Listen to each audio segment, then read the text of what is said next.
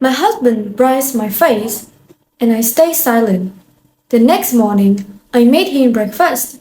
He smiled. Look like you finally learned. Welcome to Family Revenge. I have a new stories for you today. Last night, my husband took his anger out on me, leaving my lip split and my cheek badly bruised. Instead of crying, I stayed quiet all night and prepared a full breakfast, biscuits and bacon. When he came downstairs and saw the table set and how obedient I looked, he smirked. Looks like you finally learned how to behave. Much easier this way, isn't it? But that smile vanished when the doorbell rang. One by one, 6 people walked in, and his face went pale when he realized who they were. Thank you for being here, it means everything. Now I want to hear from you. What city or country are you watching from? Leave it in the comments and let's build something together. Please note, some elements of this story are fictional, added for entertainment and educational purposes. Names and settings are coincidental, but the lesson behind it all is something I hope stays with you. Savannah, Georgia. Ardsley Park. March 15th, 2024. 6:47 a.m. This is my dining room. Ardsley Park, Savannah, Georgia. 6:47 in the morning. March 15th, 2024. I want you to picture it exactly as it is right now because I need you to understand what I built before I tell you what I'm about to tear down. The table is set for 2. My grandmother's hand-embroidered tablecloth, the one with the pale blue morning glories along the hem. The one she stitched by lamplight during 30 years of quiet Georgia evenings, is pressed flat, without a single wrinkle. The wedding china is out, bone white with a thin band of gold at the rim. 19 years of marriage, and I have used this set exactly twice, once the morning after our wedding, once the morning my mother died. Today makes 3. In the center of the table I placed a gardenia, one stem cut from the bush along our side fence last night, sometime around 2 in the morning, while the rest of Ardsley Park was asleep. Gardenias bloom late in Savannah. They hold on longer than they should. I have always admired that about them. The food is real. I cooked through the night cheese grits with sharp white cheddar and a spoonful of cream scrambled eggs, the way my mother taught me, slow and low, never rushed. Thick-cut bacon from the butcher on Habersham Street, and buttermilk biscuits from scratch, the kind that require cold butter and a firm hand and a willingness to get flour on your good clothes. The smell of it has settled into every corner of this house. Butter and coffee and something warm underneath, the particular smell of a southern kitchen doing what southern kitchens do, which is make everything seem fine even when nothing is. I cooked because I needed him to smell it and stay. I needed him comfortable. I needed him seated at that table at 8 o'clock in the morning with absolutely no reason to think today was anything other than an ordinary Saturday. I am a head nurse. I have spent 20 years keeping my face neutral in rooms where people are falling apart. I know how to appear calm. I know how to make a person believe everything is under control, even when I am standing in front of a bathroom mirror at 5 in the morning, pressing a cold cloth against a bruise that covers the entire left side of my face. I looked at myself for a long time in that mirror. The woman looking back wore a navy dress, the one I bought for my mother's funeral 3 years ago, and have not touched since. I chose it deliberately this morning. I cannot fully explain why, except that some mornings feel like endings and you dress accordingly. My grandmother's pearl earrings, hair pulled back, every strand in place, hands steady. The bruise I could not cover. I had tried. But there are injuries that foundation cannot lie about, and this was one of them, a deep greenish-purple bloom along my cheekbone, and a bottom lip split at the left corner where the skin had pulled apart and dried overnight. I looked at it for a long time. Then I put the foundation away. Let it show. Let every person who walked through that front door this morning see exactly what had been done to the woman who cooked them breakfast. I came downstairs at 6:15. Set the table, brewed the coffee, sat down at the head of the table, not my usual seat, not the chair I have occupied every morning for 19 years, and I folded my napkin in my lap and I waited. At 6:43, I heard the floorboards creak upstairs, his side of the bedroom. Then the familiar sound of water running through old pipes. The particular groan this house makes when the second-floor bathroom faucet is turned on. He was awake. He was moving. Right on schedule. I picked up my coffee cup, held it with both hands.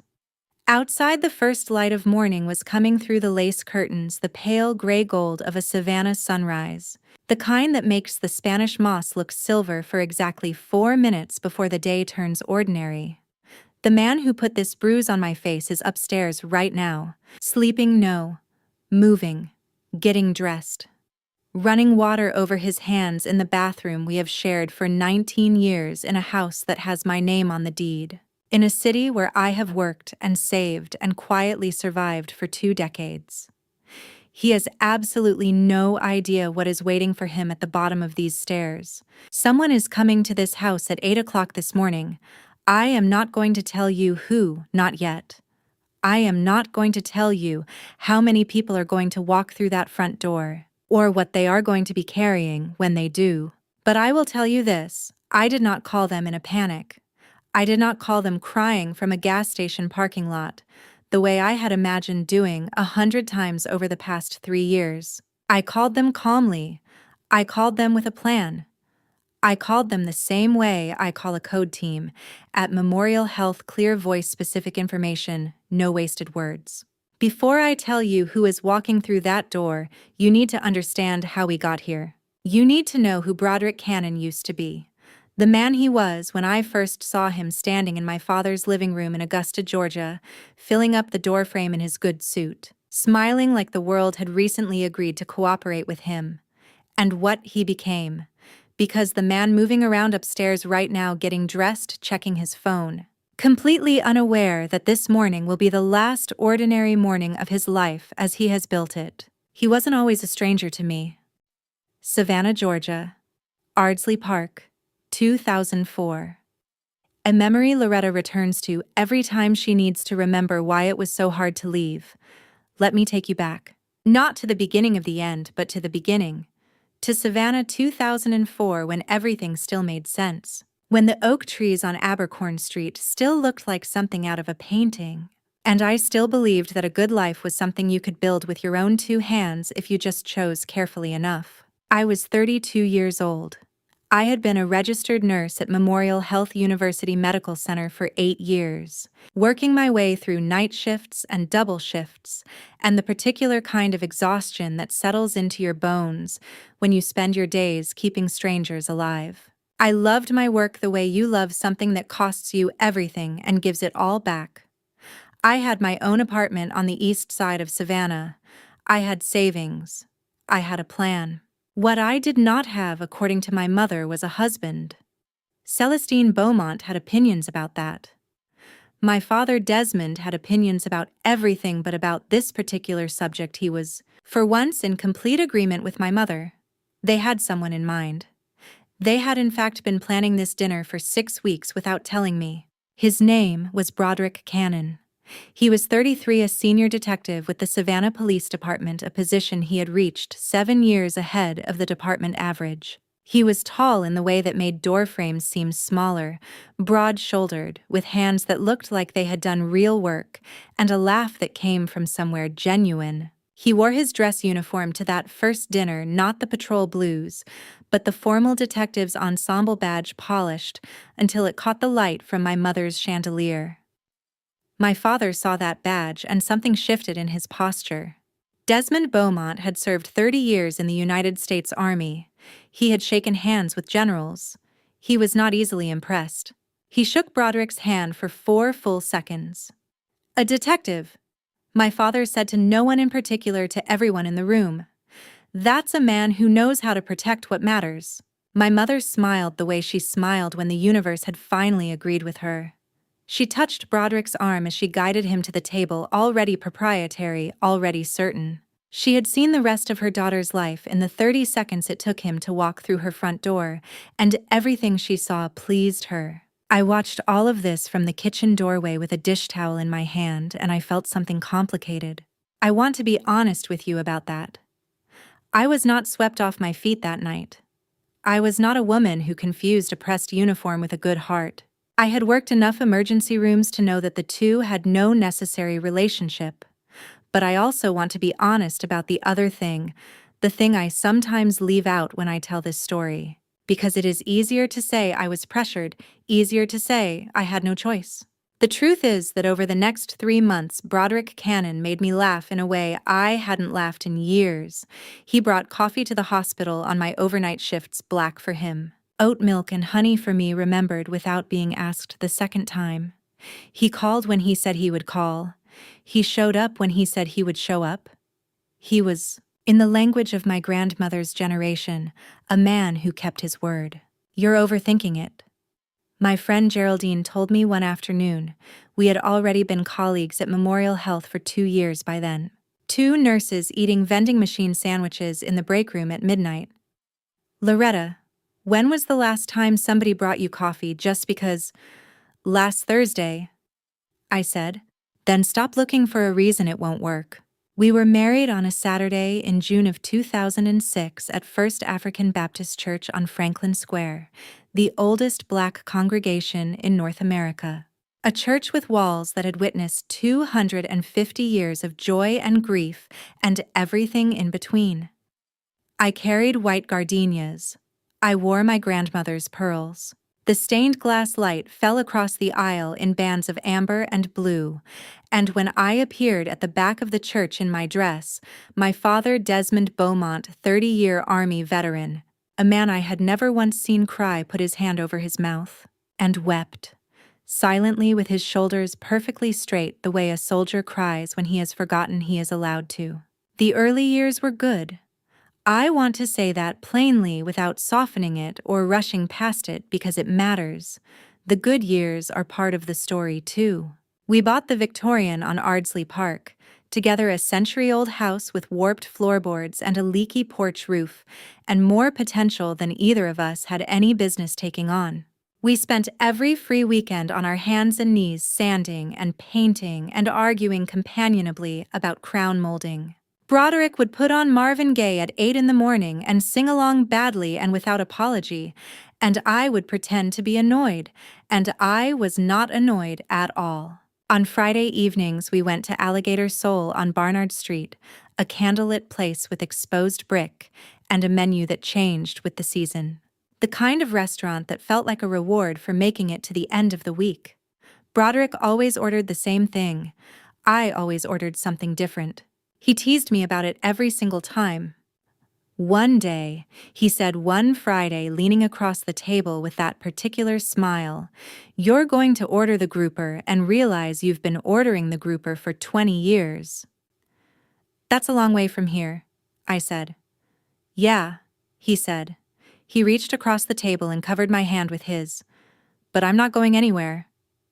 I believed him. That is the part that still costs me something even now. Not that he changed. People change. I am a nurse. I understand the body's capacity for betrayal. What costs me is that I believed him so completely that when the change began, I looked for every explanation except the right one. I thought I had built something that would last. I thought I had chosen right.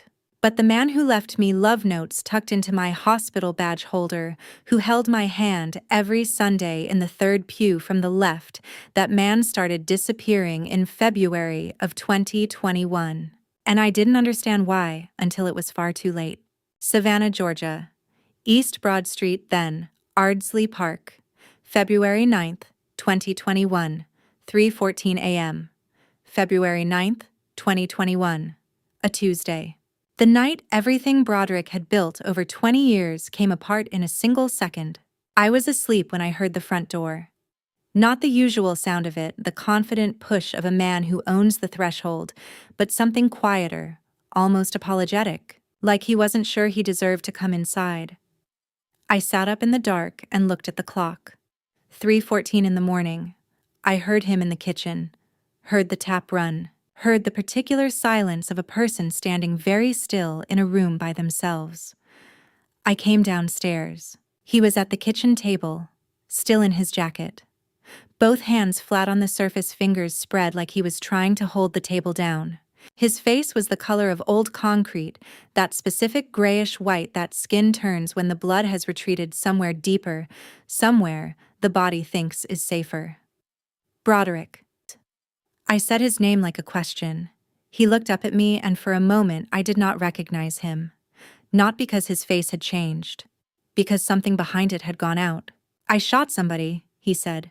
He told me what happened the way you might read from a report, flat, sequential, stripped of everything except the facts.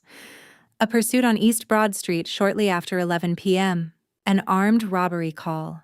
3 units responding. The suspect cut through an alley between a laundromat and a hardware store running. Broderick came around the corner on foot, weapon drawn, shouting the command to stop. There was movement at the edge of his sightline, a figure the wrong angle, the wrong second. He fired once. The man who fell was not the suspect. His name was Marcus Tillman. 58 years old, a kitchen supervisor at a hotel downtown, coming home after a late shift, cutting through the same alley because it saved him 4 minutes of walking. He was struck in the shoulder and upper chest. He was alive.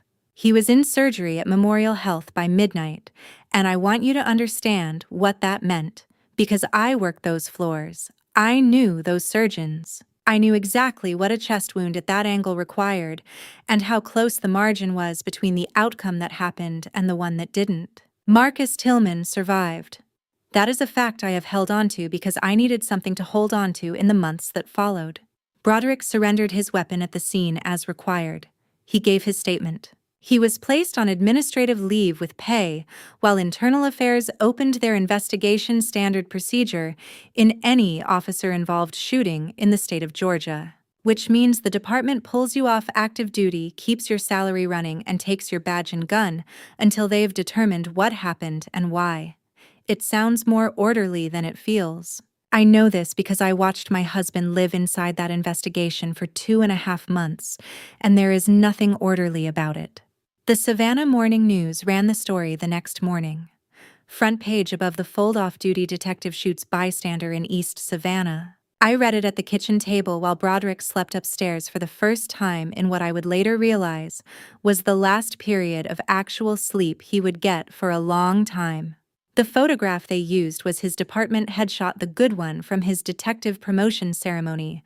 Jaw-squared badge visible, the whole portrait of a man who had made it. The investigation ran through March. Internal Affairs reviewed the body camera footage, the witness statements, the shooting reconstruction. They also received something else, a collection of older files, complaints from years past, minor procedural violations that had been buried or dismissed when Broderick was too powerful to touch. I learned this later. At the time, I didn't know who had provided them, only that they existed. What I understood even then was the arithmetic of institutional resentment. 15 years of stepping over people on your way up creates 15 years of people waiting for you to slip. The moment IAD opened that investigation, every one of them stepped forward. The result came in April. Broderick was not fired. The police union negotiated on his behalf. That is standard practice. The union exists precisely for moments like this, and the final ruling was that he had violated use of force protocol under circumstances that did not meet the threshold for criminal prosecution. He would keep his job. He would not keep his rank. He was demoted from senior detective to patrol officer, effective immediately. He came home that afternoon in the new uniform. I was in the kitchen when I heard his key in the lock, and something in the sound of his footsteps told me before I saw him. He walked past the kitchen doorway without stopping. Didn't look at me. Didn't speak. His face was closed in the way that faces close when they have decided that showing you anything is too dangerous. I stood at the bottom of the stairs and watched him go up. That weekend my father called. "Put Broderick on," Desmond said, his voice carrying that particular frequency of pride it always did when he spoke about his son-in-law. "I want to hear about that Williams case he was working. Your mother's been telling everybody at church about it." I held the phone and looked at the ceiling. At the place above the staircase where the plaster had a small crack, we had never gotten around to patching. "He's resting, Daddy," I said. Long week? I'll have him call you tomorrow. Tell him we're proud of him, Desmond said. I will, I said. I hung up the phone. I went back to the kitchen. I stood over the sink for a long time, running water over my hands, staring at nothing. Broderick never corrected my father. And I never corrected him either. Week after week, month after month, Desmond Beaumont told his friends at the VFW hall, told his neighbors in Augusta, told anyone who would listen. My son-in-law is a senior detective with the Savannah PD, 20 years on the force. That man knows how to protect what matters. And every time I said nothing, I became the keeper of his shame. I thought that was what love looked like. What I didn't know then, what I couldn't have known, was that shame is the most dangerous thing you can ask someone to carry alone, because eventually, they stop carrying it, and they hand it to the person closest to them. Savannah, Georgia, Ardsley Park, April to September, 2021. The first month after the demotion, Broderick was just quiet, dangerously, suffocatingly quiet. The kind of quiet that has mass and temperature, that fills a room, the way cold air fills a room, not visible, but felt against every inch of exposed skin. He went to work. He came home. He sat in the chair by the window in the living room and looked at the street outside with an expression I had never seen on his face before. Not anger, not sadness, but something underneath both of those, something that had no clean name. I gave him space. That is what I told myself I was doing. I cooked. I kept the house. I went to my shifts at Memorial Health and came home and moved quietly through the rooms we shared, careful not to make anything worse. I had treated enough patients in psychological crisis to understand that a person in shock, and that is what it was. A particular kind of institutional shock needed time before they could begin to process. I thought I was being a good nurse. I thought I was being a good wife. The bourbon appeared in the second month, 1 glass after his shift. I noticed it but said nothing.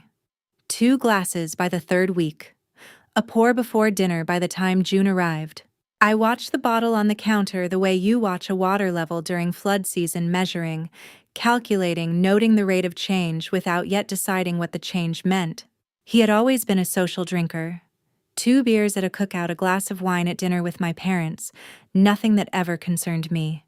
This was different. This was not pleasure. This was the deliberate chemical management of something he refused to name out loud. I tried once in early June. Broderick. I sat across from him at the kitchen table, hands around my coffee cup. Can we talk about how things have been? He looked at me for a long moment. Things are fine, he said. They don't feel fine. Then that's a you problem, Loretta. He picked up his glass. I'm handling it. He was not handling it. Every morning he put on the patrol uniform, the one with the plain badge, the one without the detective's shield he had worn for 15 years, and drove to a precinct where men he had once supervised now gave him assignments. Men younger than him by a decade, who called him Officer Cannon, with a neutrality that was somehow worse than contempt. Contempt would have given him something to push against. Neutrality just absorbed him, made him smaller daily, by degrees. He never spoke about this directly, but I heard it in the way the front door closed when he came home. Not slammed, never slammed in those early months, but shut with a deliberate firmness that said everything words were not permitted to say. I heard it in his footsteps on the stairs, heavier each week, like he was carrying something up with him that he hadn't figured out how to put down. I saw it in his eyes at dinner, not looking at me, not looking at his food. Looking at some middle distance where the version of himself he used to be was still standing still, holding the detective's shield, still the man my father bragged about at the VFW hall. Then the words started. Small ones at first. Easy to dismiss. You don't understand what it's like, he said one evening when I asked how his shift had been. Then help me understand, I said. You can't understand it. You go to work and people listen to you. You give orders and people follow them. You have no idea what it means to lose that. I said nothing. I let it pass. The next week, If you had been more supportive when all of this started, maybe I would have handled it differently. I looked at him across the dinner table. I've been here every day, Broderick. Being here isn't the same as being supportive. I did not have an answer for that. I filed it away in the part of my mind where nurses put things that need to be examined later, when there is time when the immediate crisis has passed. Then, one evening in September, the crisis stopped being metaphorical. He came home late. I had cooked roast chicken, the recipe his mother gave me when we were first married. The one he used to say was the best thing about Tuesdays. The kitchen was warm. The table was set. I heard his car in the driveway and felt the particular combination of hope and dread that had become my constant domestic weather. He walked in already unsteady. Not falling down drunk Broderick was never that careless, but the careful, controlled unsteadiness of a man who has had enough to blur the edges of his own judgment. He looked at the table. He looked at the plate I had set for him. Then he reached out and pushed it off the edge. It hit the floor in a sound like a small explosion, ceramic and glass chicken and pan drippings, the Tuesday recipe scattered across the kitchen tile. The gardenia I had put in the center of the table tipped over with it. "I'm not hungry," he said, and went upstairs. I stood in the kitchen for a moment without moving. Then I got down on my knees and started picking up the pieces. I was not thinking clearly. I was doing what I always do when I don't know what to do. I worked. I cleaned. I kept my hands occupied so my mind would not have to finish the thought it had started. A shard of the plate caught the side of my finger. A thin line of blood, bright and immediate. I sat back on my heels and looked at it for a long time. That night, I called my sister Rochelle. She picked up on the second ring Rochelle always picked up. It was one of the reliable things about her. A woman who answered the phone the way she answered everything, with full attention, and the particular steadiness of someone who had spent years as an attorney, learning to absorb bad news without flinching. "Hey," she said. "You okay?" "He's going through a rough patch," I said. "The job situation. It's been harder than I expected." A pause. Rochelle had been a lawyer long enough to hear the gap between what people said and what they meant. "Loretta, are you okay?" "I'm fine," I said. "Just tired. Long week." The next morning at Memorial Health, Geraldine Potts was already at the nurses' station when I came in. 20 years of shared shifts had made her fluent in the specific dialect of my silences. She looked at me the way she looked at patients whose charts didn't quite add up. "You okay, Loretta?"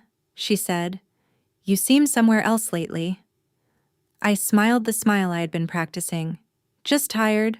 Long week." She nodded. She did not push.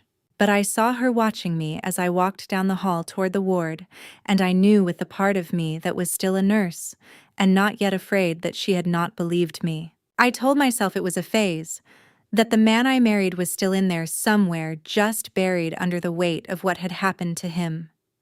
I kept waiting for him to surface. Instead, something else surfaced first. Savannah, Georgia, Ardsley Park. October 2021, 6 months after the demotion. October of 2021. The month I learned that there are lines a person crosses that cannot be uncrossed, and that crossing them once makes the next time easier. It started with the money. Our joint account had existed since the first year of our marriage, back when combining finances felt like a gesture of faith, the kind of thing you do when you believe you are building something together.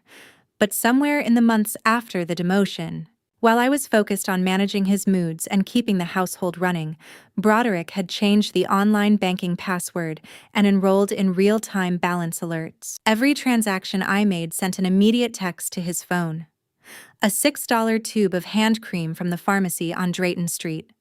A text arrived before I reached my car. "What did you need at the pharmacy?" I sat in the driver's seat looking at that message for a long moment. Then I drove home and told him I had needed aspirin. Then came the Sunday morning conversation. "I'm handling the finances from here on," he said, hands flat on the kitchen table, voice carrying that particular calm that had stopped meaning calm a long time ago. "200 a week, for whatever you need." Broderick, I know what you earn. The quieter his voice got, the more clearly I understood the conversation was already over. This is about managing the household responsibly. $200 a week. $200 a week for a woman earning $97,000 a year. The first week I bought groceries and gas and had $11 left by Thursday. On Friday, I asked Geraldine if I could borrow $15 for shampoo. I told her I had forgotten my wallet. She handed it over without hesitation, without a single question, the way Geraldine had always done things cleanly and with a grace that asked for nothing in return. I was the head nurse of a medical unit. I had managed teams of 12, made decisions in seconds that determined whether patients lived or died. And I was standing in a Walgreens on Broughton Street, borrowing $15 for shampoo because if I used the debit card, he would know within 90 seconds. The isolation followed the same quiet logic. Broderick never issued rules. He issued comments always in that same measured, reasonable voice. The voice of a man who has rehearsed reasonableness until it sounds like concern. You were out there talking about our business when I stayed after my shift to eat lunch with Geraldine. What does she want now? Every time Rochelle's name lit up my phone. You seem distracted lately, after I mentioned stopping by a colleague's retirement party for 45 minutes. I stopped going to coffee with the night shift nurses. I stopped the Thursday book club at the church, 6 years of third Thursdays. A circle of women who read and argued and laughed until someone's husband texted that supper was getting cold. I drove past the church on a Thursday night in October and sat at the red light watching the lights in the fellowship hall windows and did not turn in. I stopped calling Rochelle on my drives home from work, which had been our ritual for years. 20 minutes of decompression between the hospital and the front door. Her voice grounding me back into something that felt like myself. I shrank my world down to just the two of us because it was the only way to keep any semblance of peace. And I didn't notice until much later that what I was calling peace was actually just the absence of conflict. Those are not the same thing. The blouse was $45. Navy blue fitted the kind of thing I could wear under my scrub jacket for a long shift without feeling invisible in my own body. I bought it with cash I had saved in small amounts from the weekly envelope, a few dollars from grocery change, a few from a shift bonus, tucked into the interior pocket of my work bag where Broderick never looked. I brought the bag in from the car without thinking. Left it by the back door. He found the receipt. What is this? He held it between two fingers in the kitchen doorway, the way detectives hold evidence, which is exactly what he had been once, and which he had never entirely stopped being. A blouse. For work. From money I gave you. From money I set aside from the grocery budget. He crossed the kitchen in 4 steps. He took my wrist. I want to be precise about what happened next, because precision matters. He did not hit me. What he did was wrap his hand around my wrist and squeeze the deliberate, controlled pressure of a man communicating that I was not going anywhere, that the space between us was his to define. 5 fingers. I could feel each one individually, the knuckle of each joint pressing into the soft tissue of my wrist with a certainty that had nothing accidental about it. When I tried to step back, the grip tightened. I heard something in my wrist that sounded too much like a warning. We have an arrangement, he said quietly. Don't make me explain it twice. Then he let go, picked up his keys from the counter and walked out the back door. I stood in the kitchen and looked at my own wrist. 5 marks, pale at first, deepening as I watched the shape of his hand printed on my skin like something notarized. I understood in that moment, with the cold clarity that sometimes arrives after shock, that what had just happened was not an incident. It was a declaration. The next morning, I wore long sleeves to Memorial Health. October in Savannah still runs warm, so I mentioned the corridor AC was giving me a chill. No one questioned it. In the locker room, changing before my shift, I was not careful enough. Geraldine was there. She saw it. I know she saw it because she went very still, the precise, professional stillness of a nurse observing something that requires a second look. Then quietly, What happened to your wrist, Loretta? I did not look at her. Caught it in the car door. Clumsy. Okay, she said. She didn't push. She didn't look at me with pity, which I could not have survived. She simply nodded, finished buttoning her jacket, and walked ahead of me to the ward. But for the rest of that shift, I felt her awareness like a second set of eyes, the quiet attention of someone who has filed something away and decided in her own time what to do with it. I didn't know it then, but Geraldine Potts was doing something that day that I wouldn't find out about until much later.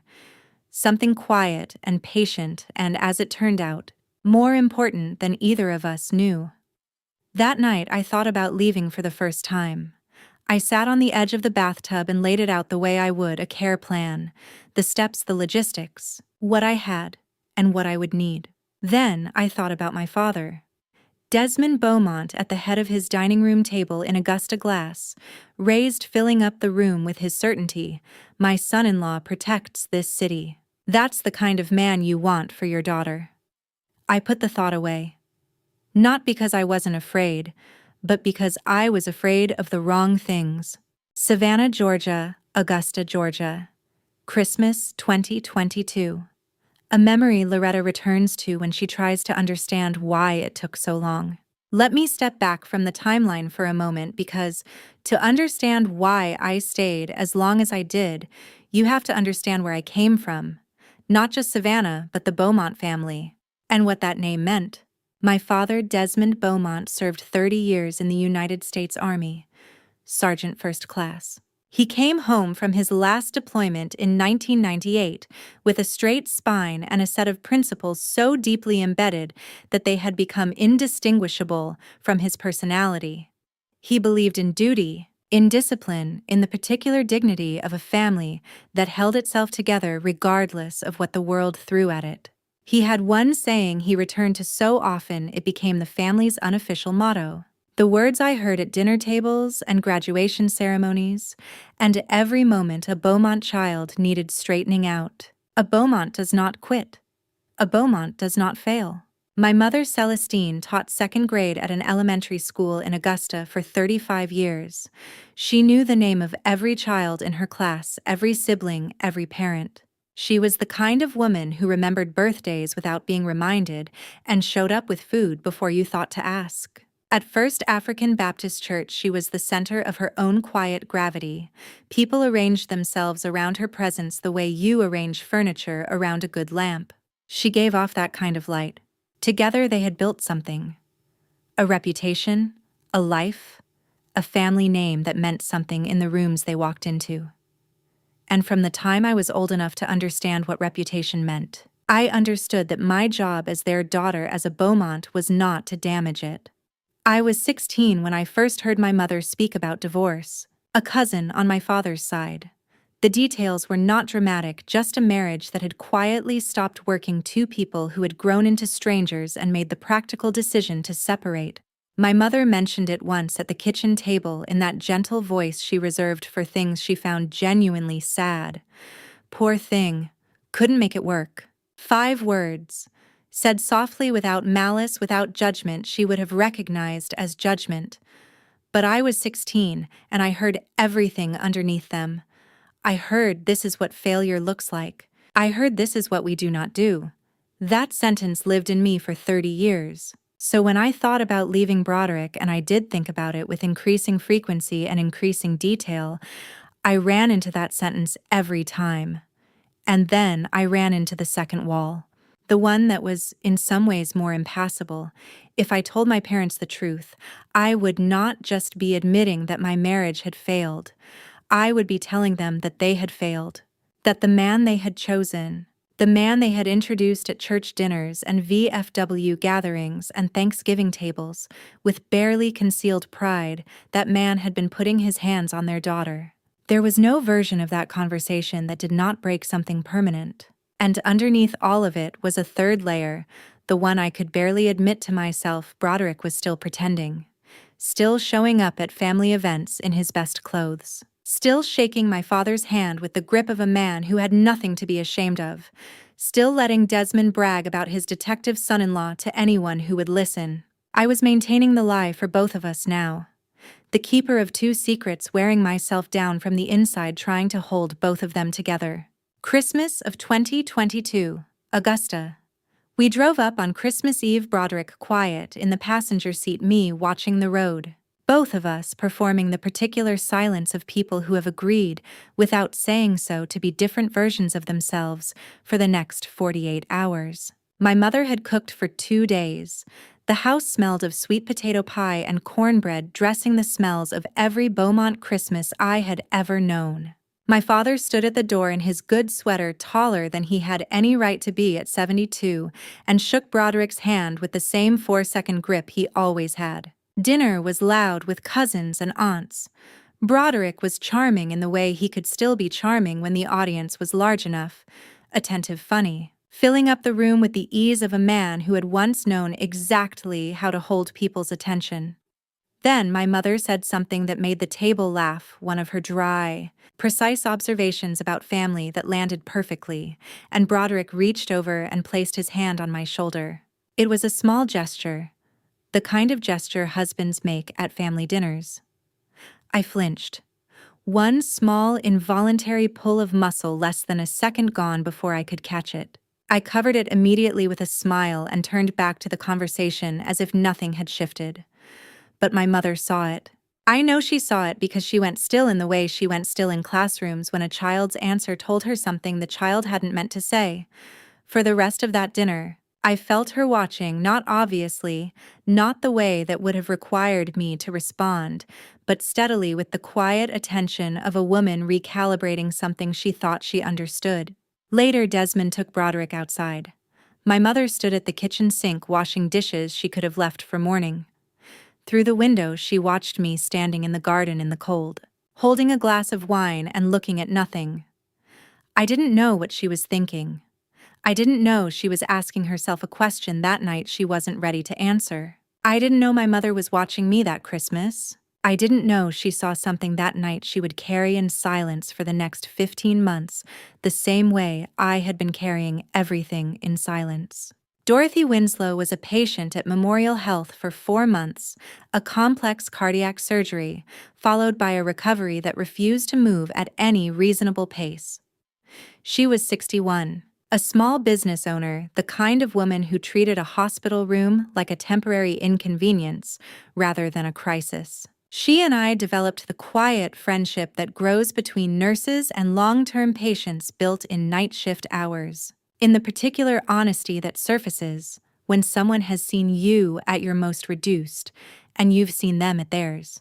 She was discharged in November. A few weeks later, she came back for a follow-up and found me in the corridor. She looked at me for a moment the way people look when they are deciding whether to say the thing they are actually thinking. "You look tired, Loretta," she said. "Not hospital tired. Home tired. There's a difference." "I'm fine, Dorothy. Just a long season." She didn't push.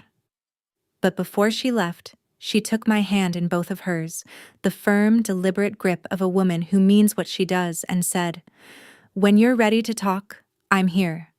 No judgment, just here." I held her hand for a moment longer than necessary. Then I let go and watched her walk down the corridor and kept what she had said somewhere I could find it later. I spent the drive home from Augusta that Christmas telling myself I had imagined the look on my mother's face. I was good at that, telling myself things weren't what they looked like. I had been practicing for over a year. Savannah, Georgia. Ardsley Park. April 2022. April of 2022. 14 months after the demotion. The night I packed a bag and learned something about myself I wish I had learned differently. I had just come off a 12-hour night shift. The kind of shift that doesn't just tire your body, it empties you, takes everything useful out, and leaves the shell standing upright out of habit. I drove home in the gray pre-dawn with the windows down because I needed the cold air to keep me present, and I let myself into the house as quietly as I could. The way you do when you've learned that the difference between a peaceful morning and something else depends entirely on whether you disturb the wrong thing. Broderick's car was in the driveway. He was home. I noted it the way I now noted everything in that house, as information to be assessed and filed.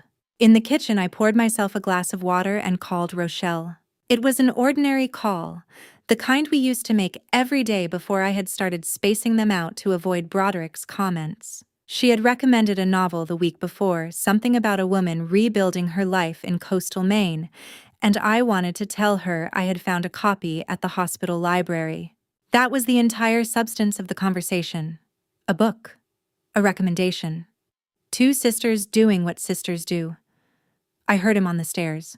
By the time he appeared in the kitchen doorway, I had already clocked the particular set of his jaw, the way his eyes weren't quite tracking the way they should. He had been drinking since the afternoon. I could tell by the way he stood perfectly still with the exaggerated stillness of a man working hard to appear sober. He heard Rochelle's name. That was all it took. "Hang up," he said. I turned to face him. Into the phone I said, "Rochelle, let me call you back." I didn't get a chance to hang up. He crossed the kitchen in 3 steps and took the phone from my hand, not snatched, not grabbed, but removed with a deliberate certainty that was somehow worse than violence, and dropped it onto the tile floor. The screen fractured with a sound like a small bone breaking. "You're reporting to your sister again." His voice was low-controlled, the voice he used when he wanted to sound reasonable and couldn't quite manage it. "What are you telling her about us, Loretta? What exactly does she need to know?" I looked at the phone on the floor. Then I looked at him. I didn't cry. I didn't raise my voice. Something had shifted in me in the 14 months since the demotion. Some circuit that used to carry panic had quietly rerouted itself into something colder and more deliberate. I set my water glass on the counter. I walked past him into the hallway. I went upstairs. I pulled the suitcase from under the bed. It was a navy blue rolling bag, the one I used for nursing conferences. I opened it on the bed and began to pack the way I pack for work trips, methodically, without wasted motion. 3 sets of scrubs, 2 pairs of nursing shoes, the white ones I kept polished, my medications, my stethoscope in its case, the pearl earrings from the jewelry box on the dresser, my grandmother's, the ones I had worn at my wedding and had kept in the same blue velvet pouch for 20 years. My hands were not shaking. My mind was very quiet. Not calm, empty. There is a difference. I heard him on the stairs. He appeared in the doorway and saw the suitcase open on the bed, half filled. And something happened to his face that I had never seen before. The anger drained out of it. What replaced it was something rawer and less composed, the expression of a man who has just realized that the thing he believed was permanent might not be. He came into the room slowly. He sat on the edge of the bed on his side the way he used to sit when we first moved in, and the mattress was still new. He put his face in his hands. Then he slid to the floor. He knelt there, this man who had once commanded rooms, who had worked crime scenes and faced down armed suspects, who had spent 15 years being someone other men deferred to, and he wrapped his hands around my knees like a man trying to hold on to something he could feel slipping. "Please," he said. His voice was different, stripped of everything it usually carried. "Please don't go. I don't know what's wrong with me, Loretta. I'm losing myself. I can't. I need you to stay. Please, I'm asking you to stay." He was crying, quietly, without theater, the way men cry when they've forgotten how to do it and the body does it anyway. I stood there with a folded scrub top in my hands and looked down at him. And I saw something that I know now wasn't really there, or rather was there, but didn't mean what I thought it meant. I saw the man from the front porch in Augusta in his good suit. The man who remembered how I took my coffee. The man who held my hand in the 3rd pew from the left and sang the hymn slightly off-key because he never quite knew the melody, but always knew the words. I set the scrub top down on the bed. I took the pearl earrings out of the velvet pouch and put them back in the jewelry box. I unpacked the suitcase item by item, folded everything, and put it away. Then I slid the suitcase back under the bed. I did not speak. He did not speak. He got up from the floor eventually and went to the bathroom and ran the water for a long time. I sat on my side of the bed in the dark and stared at the wall. I stayed because I saw something that night I now know wasn't really there. I saw the man I married asking to come back. What I didn't understand then was that he wasn't asking to change. He was asking me to stay because he had just discovered that I would. The apologies lasted 3 weeks. Flowers on the kitchen counter. Dinner made when I came home from shifts. A card left on my pillow with nothing inside it except his handwriting. I'm sorry. I mean it this time. And then the 3 weeks ended. The way they always ended. That night, I told my audience something I am still telling myself. I taught him something I didn't mean to teach him. I taught him there were no real consequences. And he filed that lesson away like evidence carefully, precisely in the place where he kept everything he had learned about how far he could go. 3 weeks later, I heard his car door slam hard in the driveway. And I knew the 3 weeks were over. But something had changed in me too, something I couldn't name yet. A small, quiet thing, like a door that had been locked for a long time beginning very slowly to open. Savannah, Georgia, Ardsley Park, June 2022. 3 a.m., June of 2022. 3 in the morning. The guest room that had become my room, because I had stopped being able to sleep next to a man I was afraid of. It had happened gradually, the way most things in that house happened, not with a declaration, not with a conversation, but with a series of small surrenders so quiet I barely noticed each one. First, I had started staying up later reading in the armchair by the window after he went to bed. Then the chair became the guest room couch. Then the couch became the guest room bed. With the door pulled to, and eventually, I had stopped pretending there was anything temporary about it. I lay on my back in the dark with the ceiling fan turning slowly overhead, listening to Broderick snore through the wall. It was a familiar sound. For 14 years it had meant safety, the particular comfort of another person nearby in the night. Now it meant something else entirely, and I could not sleep through it, and I had stopped trying. I opened my laptop. I meant to write to Rochelle. I had been composing the email in my head for weeks, a version of the truth carefully edited enough to explain, without alarming, enough to ask for help without having to name what I needed help with. But every time I sat down to write it, the words dissolved. How do you begin a sentence that once written cannot be unwritten? How do you explain to your sister, the lawyer, the one who had always been the sharpest person in any room, that you, the head nurse, the competent one, the woman who managed crises for a living, had been living inside one for over a year and had told no one? I sat there with the cursor blinking in the empty email body for a long time. Then I closed it. I opened a new browser window.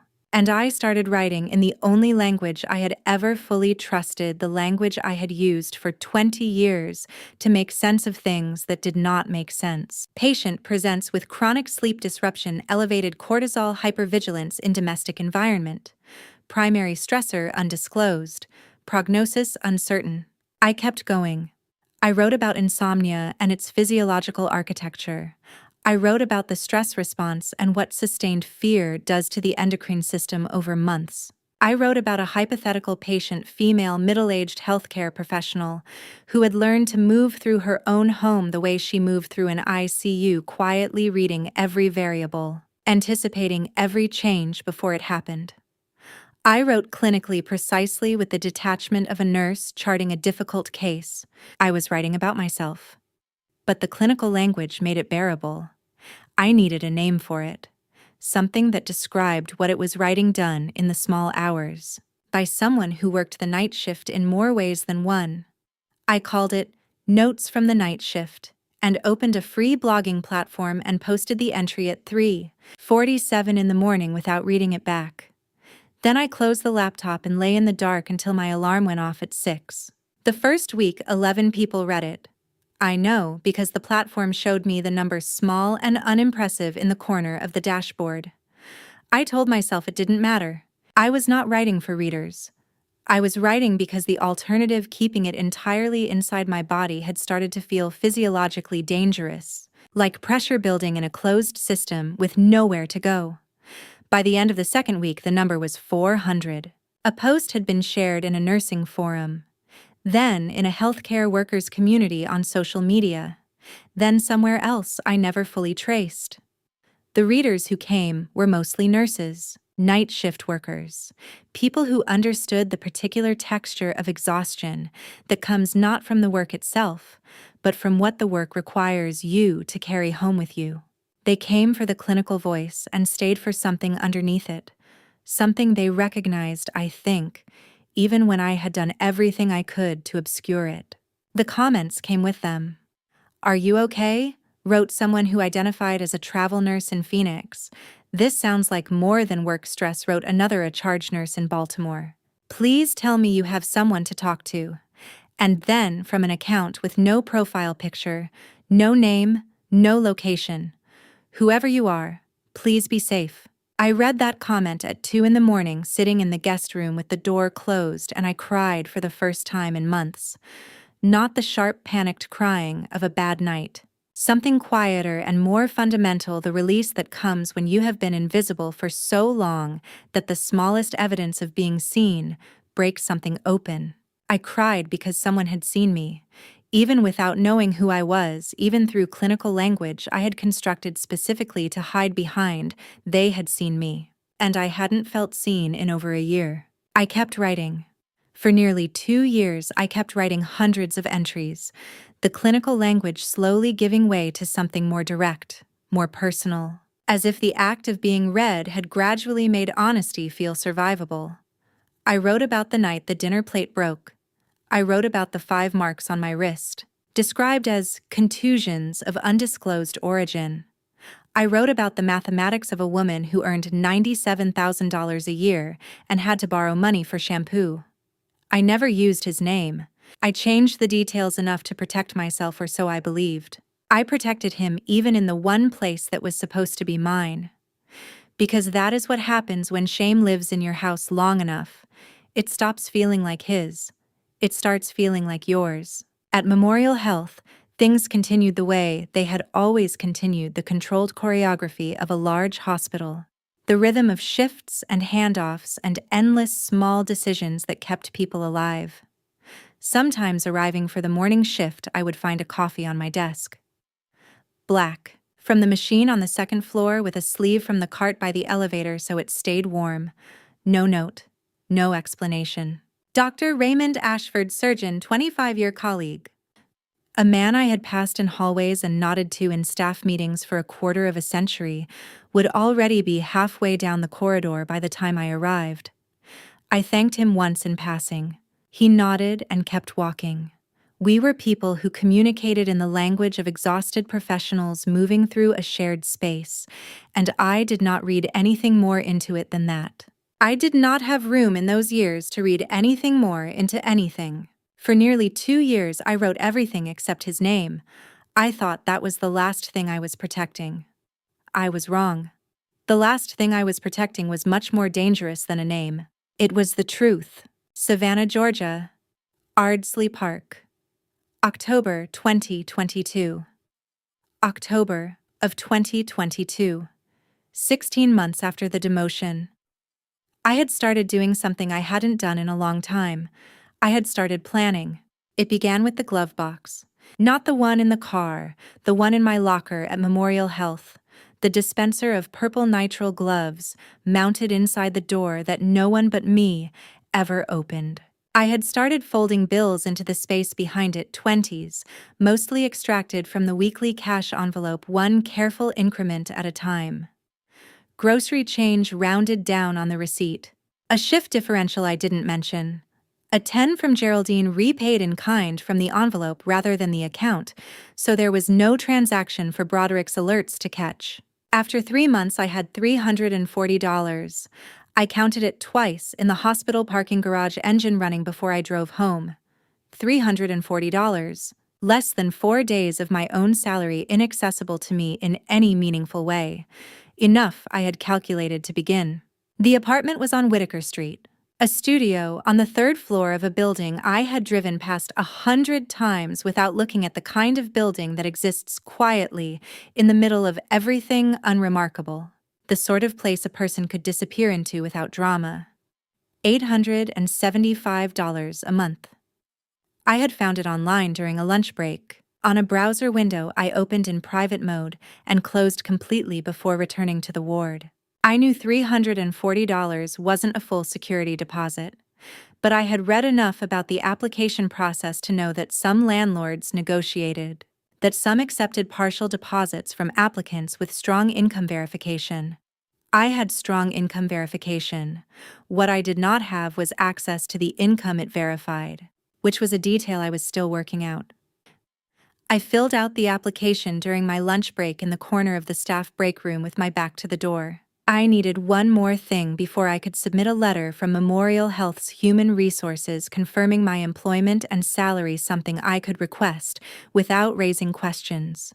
I folded the application into the interior pocket of my work bag, planning to pick up the HR letter the following morning and send everything by end of day. I drove home with the application in my bag. That was my mistake. Broderick came in after 11. I heard him in the kitchen, the particular sequence of sounds that told me how the evening had gone before I saw him. Cabinet opening. The specific weight of a glass set down too firmly. I lay still in the guest room and listened, and made my calculations the way I always did, the way a nurse calculates a patient's status from sounds before entering the room. He was looking for his car keys. He had left them in his jacket, which was in the kitchen, but the jacket wasn't where he thought he'd left it. I heard him moving through the room, heard him check the counter, the hook by the door. Then I heard him pick up my work bag. I was out of the guest room before I had consciously decided to move. He was standing in the middle of the kitchen floor holding the application in both hands. Not reading it, he had already read it. He was just holding it, with the stillness of a man who has found what he was looking for and is deciding what to do with the information. I stopped in the doorway. "You're trying to leave me." It was not a question. His voice was low, and even the voice he used when he wanted me to understand that anger was unnecessary because the outcome was already determined. I had denied things for 16 months. Reflexively, automatically, the way you deny things when denial is the only tool you have left. But something had shifted in me since the night of the suitcase. Something small and stubborn that had been quietly consolidating in the months since, and I heard myself say for the first time, something that was simply true. "I can't keep living like this, Broderick." He set the application on the counter. He crossed the kitchen slowly and stopped less than a foot from me, close enough that I could smell the bourbon underneath the mint he had used to cover it. Close enough that I could see the precise quality of his attention, the way he was watching me with the focused stillness he had once brought to interrogation rooms. "You are my wife," he said. "You are not going anywhere. I will make sure of that." A pause, measured, deliberate. "Do you understand me?" I understood him completely. I understood that the locks on the doors were not the real locks. I understood that the account I could not access and the phone he monitored, and the friendships I had quietly abandoned were not separate things.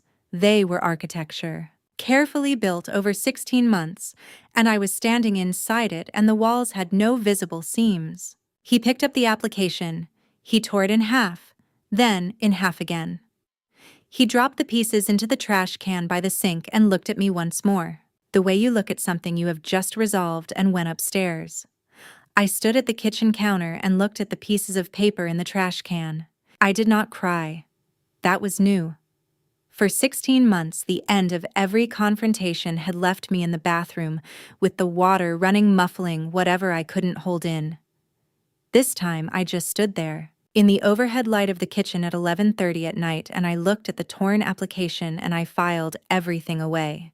The exact words, the exact tone, the precise geometry of how he had positioned himself in the room.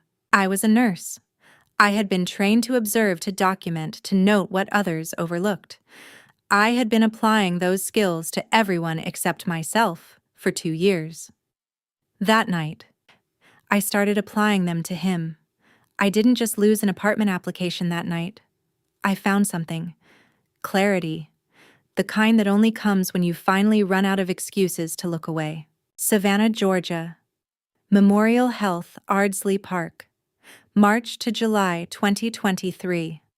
While I was learning to survive inside my own home, something was happening at Memorial Health. that I knew nothing about. I know that now. I did not know it then. What I knew then was the particular way Geraldine Potts looked at me sometimes, a look that lasted less than a second before she redirected her eyes to a chart or a monitor or a point somewhere past my left shoulder. I had learned to recognize that look the way you learn to recognize weather, not by what it said, but by what it carefully chose not to say. March of 2023. I came in for the morning shift 10 minutes late, moving fast, still adjusting my badge when I pushed through the ward doors. I had dressed quickly in the guest room in the dark, the way I had learned to dress when I wanted to be out of the house before Broderick came downstairs. I had forgotten to check the mirror before I left. I was wearing short sleeves. Geraldine was at the nurse's station. She looked up when I came in, the way she always did. 20 years of shared shifts had made our greetings automatic, the language of people who have spent more waking hours together than with their own families. Her eyes moved from my face to my left forearm, stayed there for 1 second. Then she looked back at her chart. She said nothing. I pulled my badge lanyard straighter and reached for the morning handoff notes. Neither of us acknowledged what had just happened. We had developed a fluency in this, the particular silence that experienced nurses learn when they understand that asking the wrong question at the wrong moment can close a door that was barely open. "Busy night," I said. 3 admissions after 2 a.m. She said, "Bed 4 is going to need a redress first thing." We went to work. I saw her see it. We both pretended she hadn't. And I told myself the way I had been telling myself things for 2 years, that it was fine, that it was handled, that it was nothing anyone needed to do anything about. What I didn't know was that Geraldine Potts was the most patient woman I had ever met, and that her patience was about to become the most important thing in my story. July of 2023, a Tuesday night. Broderick had been drinking since the afternoon. I could track his intake now, the way I tracked a patient's vitals, reading the signs in sequence. The particular smell when he opened the refrigerator, the cadence of his footsteps on the kitchen floor, the way his sentences shortened as the evening went on. I had learned to calibrate my movements accordingly, smaller, quieter, less present. It wasn't enough. I won't describe exactly what happened because the details are not the point. What is the point is that I ended up on the kitchen floor with my knee split open against the cabinet corner, and that for the first time in 26 months of living in that house as a person I was afraid of, I picked up my phone and dialed 911. I remember the dispatcher's voice, calm, professional, the voice of a system that existed specifically for moments like this. I gave the address. I said there had been a domestic disturbance. I hung up before she could ask me to stay on the line because I heard Broderick in the hallway. I had wrapped a dish towel around my knee by the time the patrol car pulled up. 10 minutes. In those 10 minutes, Broderick had straightened the kitchen, poured himself a glass of water, and positioned himself by the back door with the relaxed posture of a man who had done nothing wrong. He was still in his uniform. He had worked the evening shift. The officer who came to the door was Darnell Whitmore. I recognized him before he recognized me, which gave me approximately 2 seconds to understand exactly what was happening. Whitmore had eaten dinner at our table 3 times. He and Broderick had watched football together in our living room the previous November. He was 34 years old, a patrol officer with 7 years on the force. And the expression on his face when Broderick opened the back door was not the expression of an officer responding to a domestic call. It was the expression of a man who had just run into someone he knew. "Hey." Whitmore's voice relaxed immediately. "Everything okay here, brother?" Broderick shook his hand. "Yeah. My wife slipped in the kitchen. She's fine." Whitmore looked past Broderick's shoulder at me. I was standing by the counter towel, still pressed to my knee hair, not entirely together. He looked at me the way officers are trained to look at potential victims, reading posture, expression, the small physical signals that tell a different story than the words. "Ma'am?" His voice shifted, more careful, more official. "You doing all right?" I looked at him. Then I looked at Broderick standing just behind Whitmore's right shoulder. watching me with an expression that was perfectly neutral and completely unambiguous. "Yes," I said. I slipped. Whitmore held my gaze for a moment. I gave him nothing. Not because I didn't want help.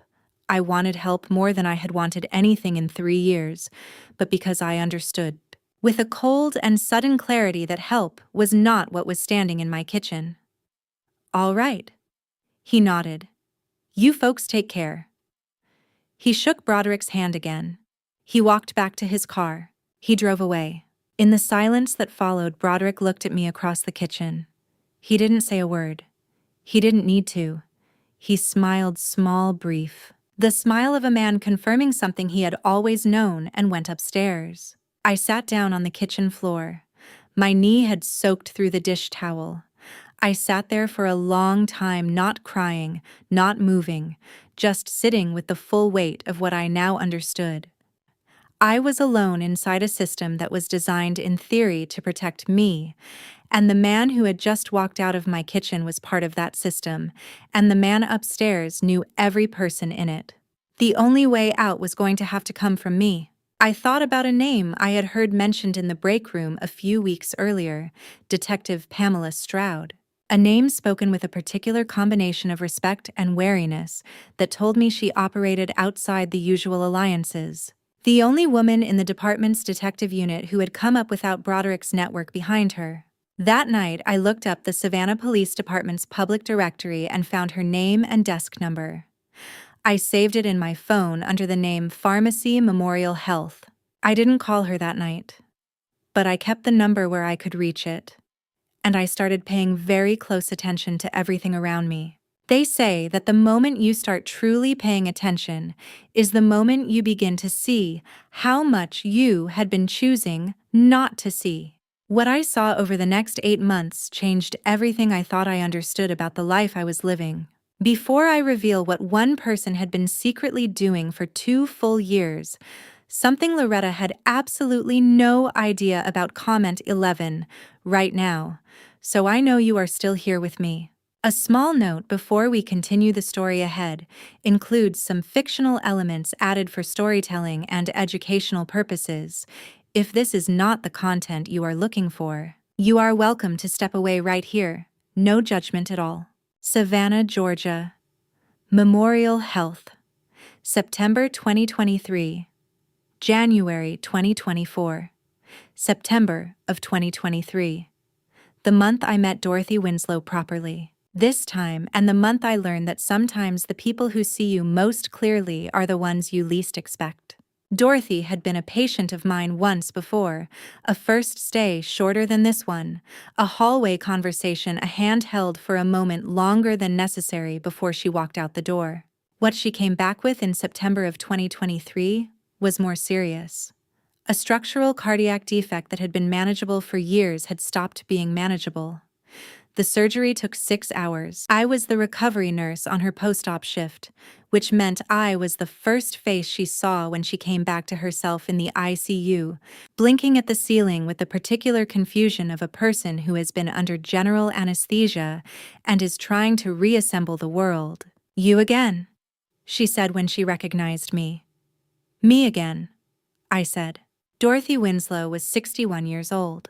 The founder of a small food distribution company that supplied local restaurants across the Savannah area. She had built it from a single delivery van over 20 years, and she ran it with the specific authority of a woman who had never needed anyone to confirm her decisions.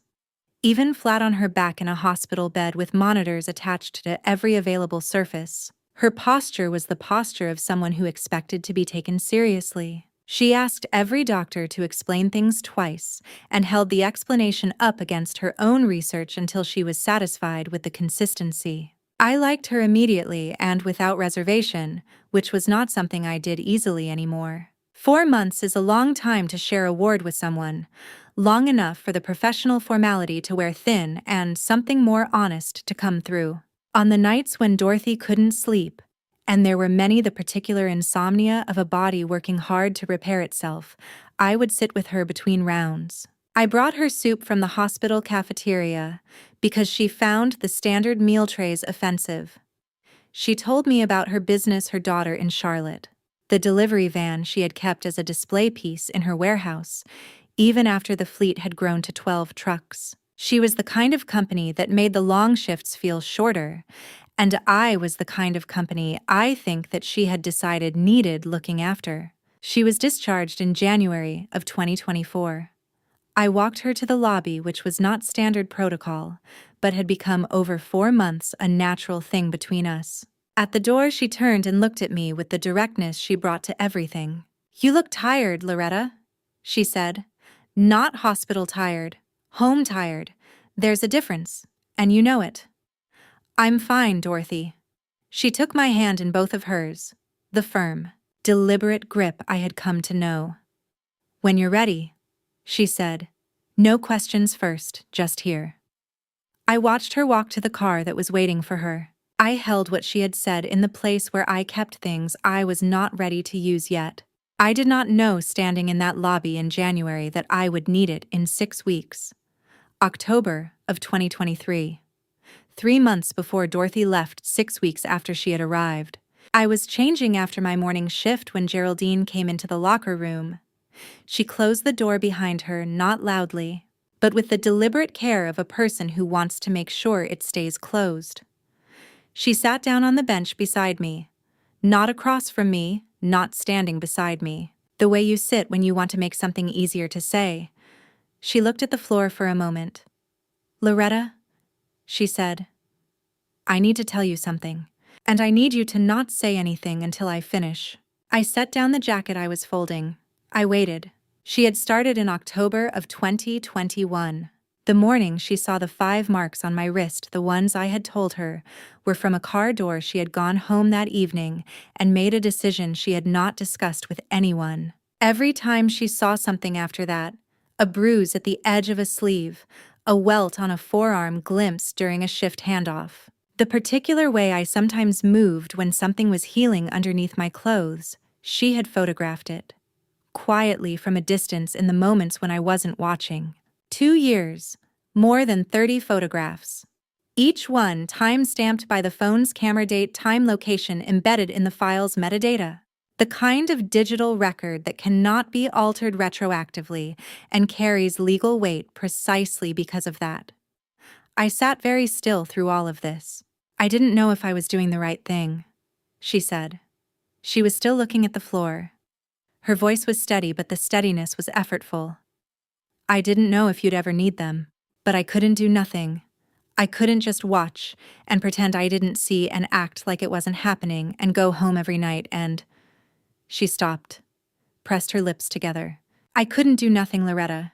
The locker room was quiet. Somewhere outside the door, the ward was continuing its ordinary business monitor's footsteps, the distant sound of a call bell. I didn't know what to say. I had spent 2 years constructing careful sentences for moments I hadn't been prepared for, and this one had disassembled all of them. I reached over and took her hand. She let me. We sat there together for a long time without saying anything at all. She had been my witness when I didn't know I needed one. For 2 years she had done something quiet and patient and entirely without acknowledgement, and she had kept it to herself until the moment felt right. And I understood, sitting there in that locker room, that this was one of the most significant acts of love anyone had ever performed for me. Without knowing it, she had just become the most important person in what was about to happen. I walked out of that locker room knowing 2 things I hadn't known when I walked in: that I had evidence, and that I was not as alone as I had believed. Savannah, Georgia. Ardsley Park, March 14th, 2024. 11:45 p.m. March 14th, 2024. A Thursday. I have replayed that night so many times that it no longer feels like memory. It feels like something carved into me. 11:45. I was in the kitchen making tea chamomile, the same thing I had made every sleepless night for the past 6 months. A ritual that gave my hands something to do while my mind ran its circuits. I was wearing the silk burgundy robe I had bought myself 2 years ago, one of the few things I had purchased without calculating the risk. The house was quiet in the way that houses are quiet after midnight, deeply, specifically quiet. The kind of quiet that makes small sounds loud. I was thinking about the application in my work bag. I had printed it during my lunch break, the second one, the one I had filled out with everything I had learned from the first attempt. This time, I had already obtained the HR employment letter. This time, the deposit was covered. This time, I had a plan that did not have gaps in it. I had set it on the counter that morning while I reached for my travel mug, intending to put it straight into the bag. The phone rang. I answered it. I left the house 14 minutes later, running behind schedule. I did not remember the application until I heard the car in the driveway. I heard the engine cut.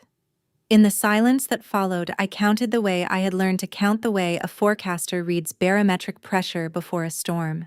3 seconds between engine off and car door. 3 seconds meant he had been sitting in the dark. I set the mug down. I felt my body make its familiar adjustments, shoulders back. Breath controlled the practiced stillness of a woman who had spent 3 years learning to take up less space. The car door did not close. It slammed. My stomach contracted before my brain had finished processing the sound. He came through the back door, and I knew immediately.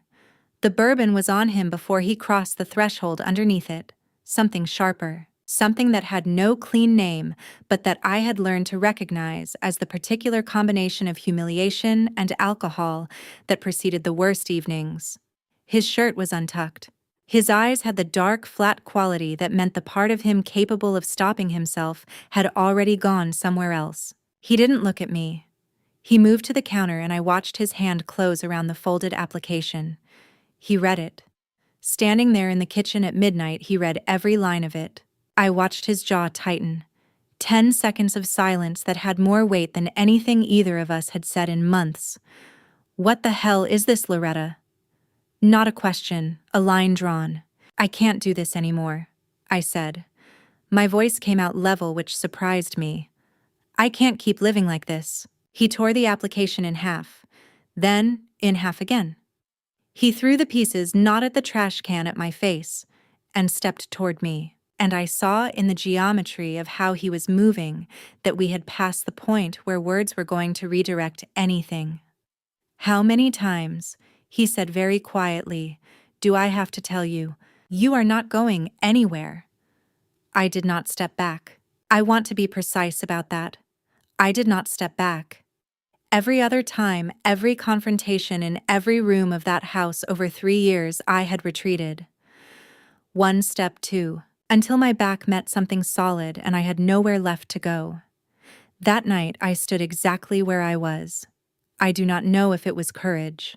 I think it was simply that I had used up every retreat available to me, and there was nowhere left to go except forward. I'm leaving Broderick, I said. I've made up my mind. His hand closed on my shoulder. The force of it was specific and deliberate, not the force of rage, but the force of a man reminding you of something he believes you have forgotten. He shook me once, hard enough that my vision strobed and my neck snapped sideways, and I heard something crack that might have been my own surprise. I pulled back. His grip released. And then his hand came up, and the sound it made when it connected with the left side of my face was something I will carry in my body for the rest of my life, not because it was the loudest thing I had ever heard in that kitchen, but because of what followed it, which was nothing. No apology forming in his throat. No flicker of horror at what his hand had just done. I tasted blood. Warm, metallic, immediate. The inside of my lip against my teeth. My clinical brain, the part that did not stop working even then, the part that had kept me functional through 3 years of things the rest of me was still processing, noted the impact angle, noted the swelling already beginning at the cheekbone, noted the source of the blood, minor laceration inside lower lip unlikely to require sutures. He looked at his own hand. Then he looked at me. There was nothing in his eyes that I recognized. Not guilt, not regret, not even the particular cold satisfaction of a man who has gotten what he wanted. There was simply nothing, the expression of a person for whom what had just happened was already being filed away as ordinary. Clean yourself up, he said. He turned. He walked out of the kitchen. I heard his footsteps on the stairs, each one deliberate and unhurried, and then the bedroom door closing, and then silence. I stood alone in the kitchen with 2 fingers against my mouth, and blood on my hand, and the pieces of the application scattered across the tile floor. Something inside me broke. But it was not my spirit. It was not my courage. It was not my will to survive. What broke was the last chain, the one I had been wearing so long I had forgotten it was there. The chain called hope. The hope that he would change. The hope that what I had seen in him once was still somewhere underneath what he had become. That chain broke quietly without drama, the way things break when they have been under pressure for a very long time. What was left was clarity. I walked to the bathroom. I looked at myself in the mirror for a long time, and the woman looking back at me with her split lip and her bruised face and her completely steady hands had made a decision. Savannah, Georgia. Ardsley Park. March 15th, 2024. 12:47 a.m. 12:47 in the morning. Broderick asleep upstairs. Me at the kitchen table with my phone, a cold cup of tea, and the clearest mind I had had in 3 years. I want to describe what that clarity felt like because it was unlike anything I had experienced before. It was not the clarity of relief. It was not the clarity of anger. It was something more structural than either of those, the particular focus that arrives when every option except one has been eliminated and you can finally stop spending energy on the consideration of alternatives. Fear had been replaced by something I can only describe as architectural. I was not just thinking about leaving anymore. I was building. I knew I could not call 911. I had learned that lesson on a Tuesday night in July the year before, when a patrol car had pulled into my driveway, and the man who stepped out of it had shaken my husband's hand and driven away. Broderick had spent 20 years inside that system. He knew its architecture better than I did, knew every corridor and every exit, knew exactly which doors were open to him that were closed to me. Calling 911 would bring someone into my house who he could manage. I needed people he could not manage. I needed people he could not charm, could not intimidate, could not outmaneuver with 20 years of professional credibility and a badge, even a patrol officer's badge. I needed a lawyer. I needed a witness who had no stake in protecting him. And I needed someone from inside the system who had spent her career operating outside his network. I picked up my phone. The first call was to Rochelle. 1:03 in the morning, Atlanta. She picked up after 2 rings, her voice carrying that immediate alertness that told me she had not been deeply asleep, or that she had learned over the years of being my sister to come awake fast when she needed to. She said. Her name for me since childhood, 2 letters that somehow contained everything. Talk to me, I told her. I kept my voice level and sequential, the same way I gave shift handoffs, the same way I called a code. She listened without interrupting. When I finished, she was quiet for 3 seconds. Loretta, you sound too calm, she said. Are you sure you're okay right now? Are you safe? I'm okay. He's upstairs. He's been asleep for an hour. I paused. I need you here tomorrow morning, 7:30, and Rochelle, bring mom and dad. The silence that followed was different from the silence before it. Rochelle was a lawyer. She understood what that sentence meant, not just that I needed family present, but that I needed witnesses. That I needed the people whose opinion Broderick had spent 3 years managing to be in the room when the management stopped working. I'll call them right now, she said. I'll arrange the drive. We'll be there. Then quietly, I've been waiting for this call for a long time, V. I didn't say anything to that. I just said thank you and hung up. The second call was to the number I had saved under Pharmacy Memorial Health. It was the number I had looked up on a public directory and kept for 8 months without using. The number that belonged to the one detective in the Savannah Police Department whose name I had heard spoken, with a particular combination of respect and wariness that told me she had built her career on her own terms. Detective Pamela Stroud picked up after 2 rings. Her voice was alert in the specific way of someone still working. I learned later she was finishing a late shift. I told her who I was. There was a brief pause. "Mrs. Beaumont," she said. "I'm sorry you had to make this call. I'm glad you did." She asked about immediate safety Broderick's location, whether I was injured, whether I had access to the exits. Then she asked about evidence. "I have photographs," I said. A colleague at the hospital documented injuries over 2 years. Timestamps, metadata, everything. Another pause, shorter this time, more deliberate. "That's significant," she said. "Is there anything else?" "I have a blog," I said. 2 years of documented incidents. Anonymous, but I can verify authorship. "All right." Her voice was precise, unhurried. "I'll be there at 8. I'll need to coordinate with internal affairs before I arrive. Given that your husband is a fellow officer, that's standard procedure and it protects the case. You understand? I understand completely." "Good. And Mrs. Beaumont, if anything changes before 8, if he wakes up and the situation escalates, you call 911 and you ask for me by name. Understood. Understood." I sat with the phone for a moment after the call ended. Outside the kitchen window, Ardsley Park was completely dark. The Spanish moss on the oak trees across the street hung motionless. I thought about the word she had used: case. Not situation, not incident. Case. The third call was to Dorothy Winslow, 2:10 in the morning. She answered before the second ring had finished, her voice carrying no trace of sleep. "Loretta." Not a greeting.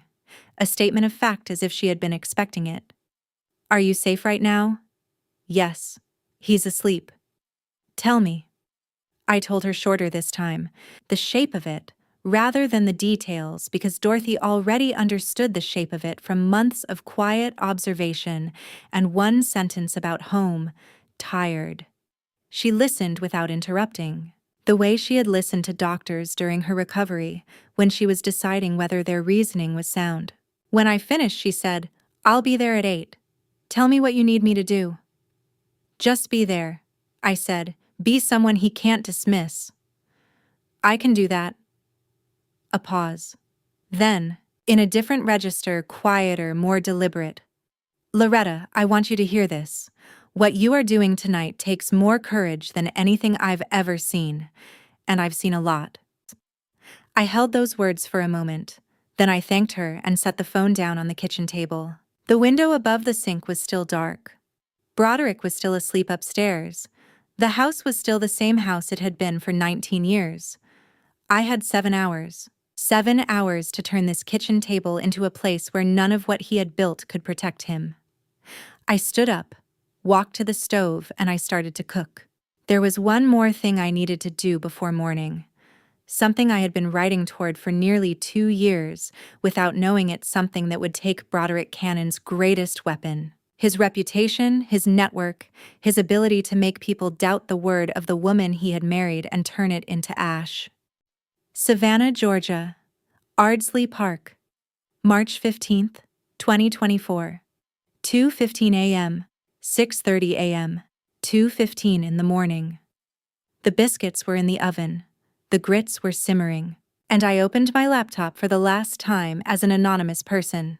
The blog looked the same as it always had: plain template, no photographs in the header, nothing that identified the author as anything other than a voice. I had chosen that plainness deliberately 2 years ago, the same way I had chosen the clinical language, the same way I had chosen to change every identifying detail. I had built the most careful cage I could imagine, and I had lived inside it, and the cage had kept me safe, and the cage had kept me silent in all the ways that mattered. I scrolled back. I read the first entry, the one written at 3:47 in the morning in June of 2022, the one about a hypothetical patient with hypervigilance in a domestic environment. I read the entry about contusions of undisclosed origin. I read the one I had written the night after Whitmore drove away from my driveway, which I had titled "Systems Failures," and which contained not a single word that could have been traced to a specific address or a specific man. I had been so careful, and I thought, Careful kept me here. I looked at the comment from the travel nurse in Phoenix. Are you okay? I looked at the one from the charge nurse in Baltimore. Please tell me you have someone to talk to. I looked at the one with no name and no profile. Whoever you are, please be safe. Thousands of people had read these words. Thousands of people had seen something true inside the clinical language and had reached toward it.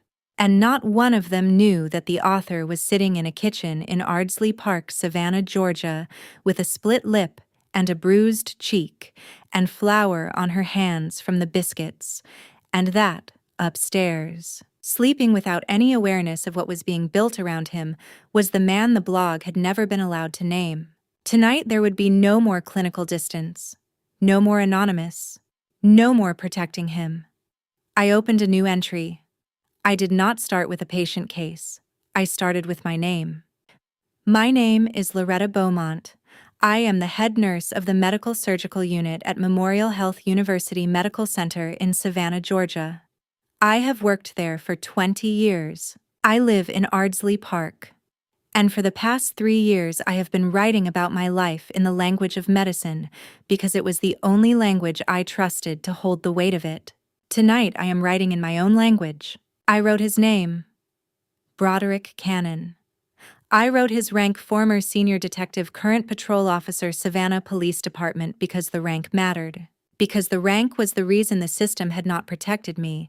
Because the rank was the thing he had used the way other men use fists before he started using those too. I wrote 3 years in plain sentences. Not all of it. Enough. The night the dinner plate went over the edge, the 5 marks on my wrist, the apartment application torn in pieces, the phone call to 911 and the officer who had shaken his hand and driven away. I wrote it the way I had learned to write nursing notes, precisely, without embellishment, with dates and times where I had them, because dates and times were the difference between a story and a record. I attached one photograph. Myself in the bathroom mirror, taken at 1 a.m. under the cold white light of the vanity fixture.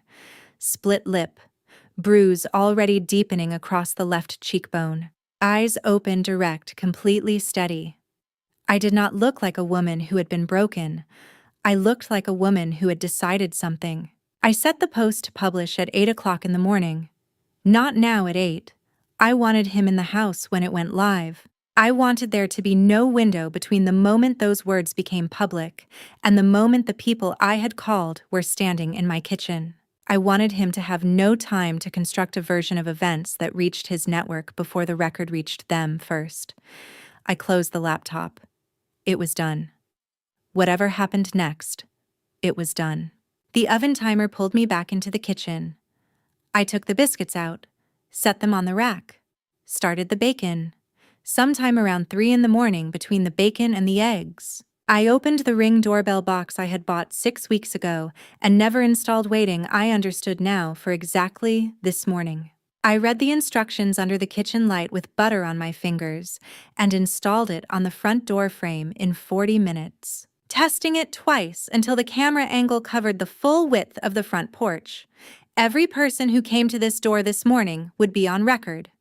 Time-stamped, GPS confirmed, saved to the cloud. By 5, I was done cooking. I carried the food to the dining room and began to set the table. The wedding china came out of the cabinet for the 3rd time in 19 years. My grandmother's hand-embroidered tablecloth, the one with the morning glories along the hem, went down without a wrinkle. I cut a single gardenia from the bush along the side fence in the cold pre-dawn dark, standing in my robe in the wet grass, and placed it in the center of the table. At 6, I went upstairs. I walked past the closed bedroom door without pausing. I could hear his breathing slow, and even the breathing of a man with no idea what morning had been built around him. In the guest room, I opened the closet and took out the navy dress, the one I had bought for my mother's funeral. I put it on, and my grandmother's pearls, and I pinned my hair back the way I wore it on the days that required me to be most completely myself. I looked in the mirror. The bruise had deepened overnight. The lip was swollen at the left corner. I did not reach for foundation. Let it show. I came downstairs at 6:15, sat at the head of the table, not my seat. Not the chair I had occupied for 19 years, but the chair at the head, and I folded my hands in my lap. At 7:58, I heard Rochelle's car turn onto our street. 2 minutes later, my parents' car pulled up behind her. And somewhere across Savannah, a blog post was exactly 60 seconds away from going live. Savannah, Georgia, Ardsley Park, Augusta, Georgia, March 15th, 2024, 8 a.m., 8:05. I heard his alarm upstairs, that same electronic beeping he had used for 15 years, the sound I had woken up to for 18 years of marriage, the sound that had once meant the ordinary beginning of an ordinary day. I had been sitting at the head of the dining room table for nearly 2 hours by then, hands folded in my lap, listening to the house. He had been up once already. Sometime around 6:45, I had heard the floorboards, heard him move to the bathroom and back, heard the particular groan of the mattress as he settled again. He had gone back to sleep, probably the bourbon from the night before pulling him back under. The blog had been live for 5 minutes. I had not opened my phone to check. I didn't need to. I knew what was on it. I had written every word, and I knew that somewhere across Savannah and then somewhere across the country, the notifications were going out to every person who had spent 2 years following a night shift nurse who wrote in the language of medicine about a life that hurt. 2 years of readers. 2 years of quiet attention. Today they would finally know her name. I just sat and listened to the house and waited and kept my hands still. Upstairs, the alarm went on for 30 seconds before he silenced it. Rochelle told me later what happened in that car. In Augusta, Georgia, 52 minutes away. The conversation had been quiet for most of the drive. Celestine Beaumont had been crying since they left Augusta, not loudly, not dramatically, but steadily. In the way of a woman absorbing something she understood had been true for longer than she had allowed herself to know. She was turned toward the passenger window, one hand pressed flat against the glass, watching the highway move past in the early gray light. Rochelle drove and said nothing because there was nothing to say yet. Desmond Beaumont sat in the back seat and looked at his hands. He had not cried. He was not going to cry. Yet he had learned long ago to defer that particular reckoning until there was time for it. What he was doing was thinking. With the systematic precision of a man who had spent 30 years in an institution that required him to assess situations clearly and act accordingly. He was thinking about 20 years of handshakes and proud introductions and a name, Broderick Cannon, my son-in-law, the detective. The man who knows how to protect what matters and what that name had been covering. Rochelle had given him a phone number before they left Augusta. He looked at it now. He called. 2 rings. Then a woman's voice, alert, professional, unhurried. Detective Stroud.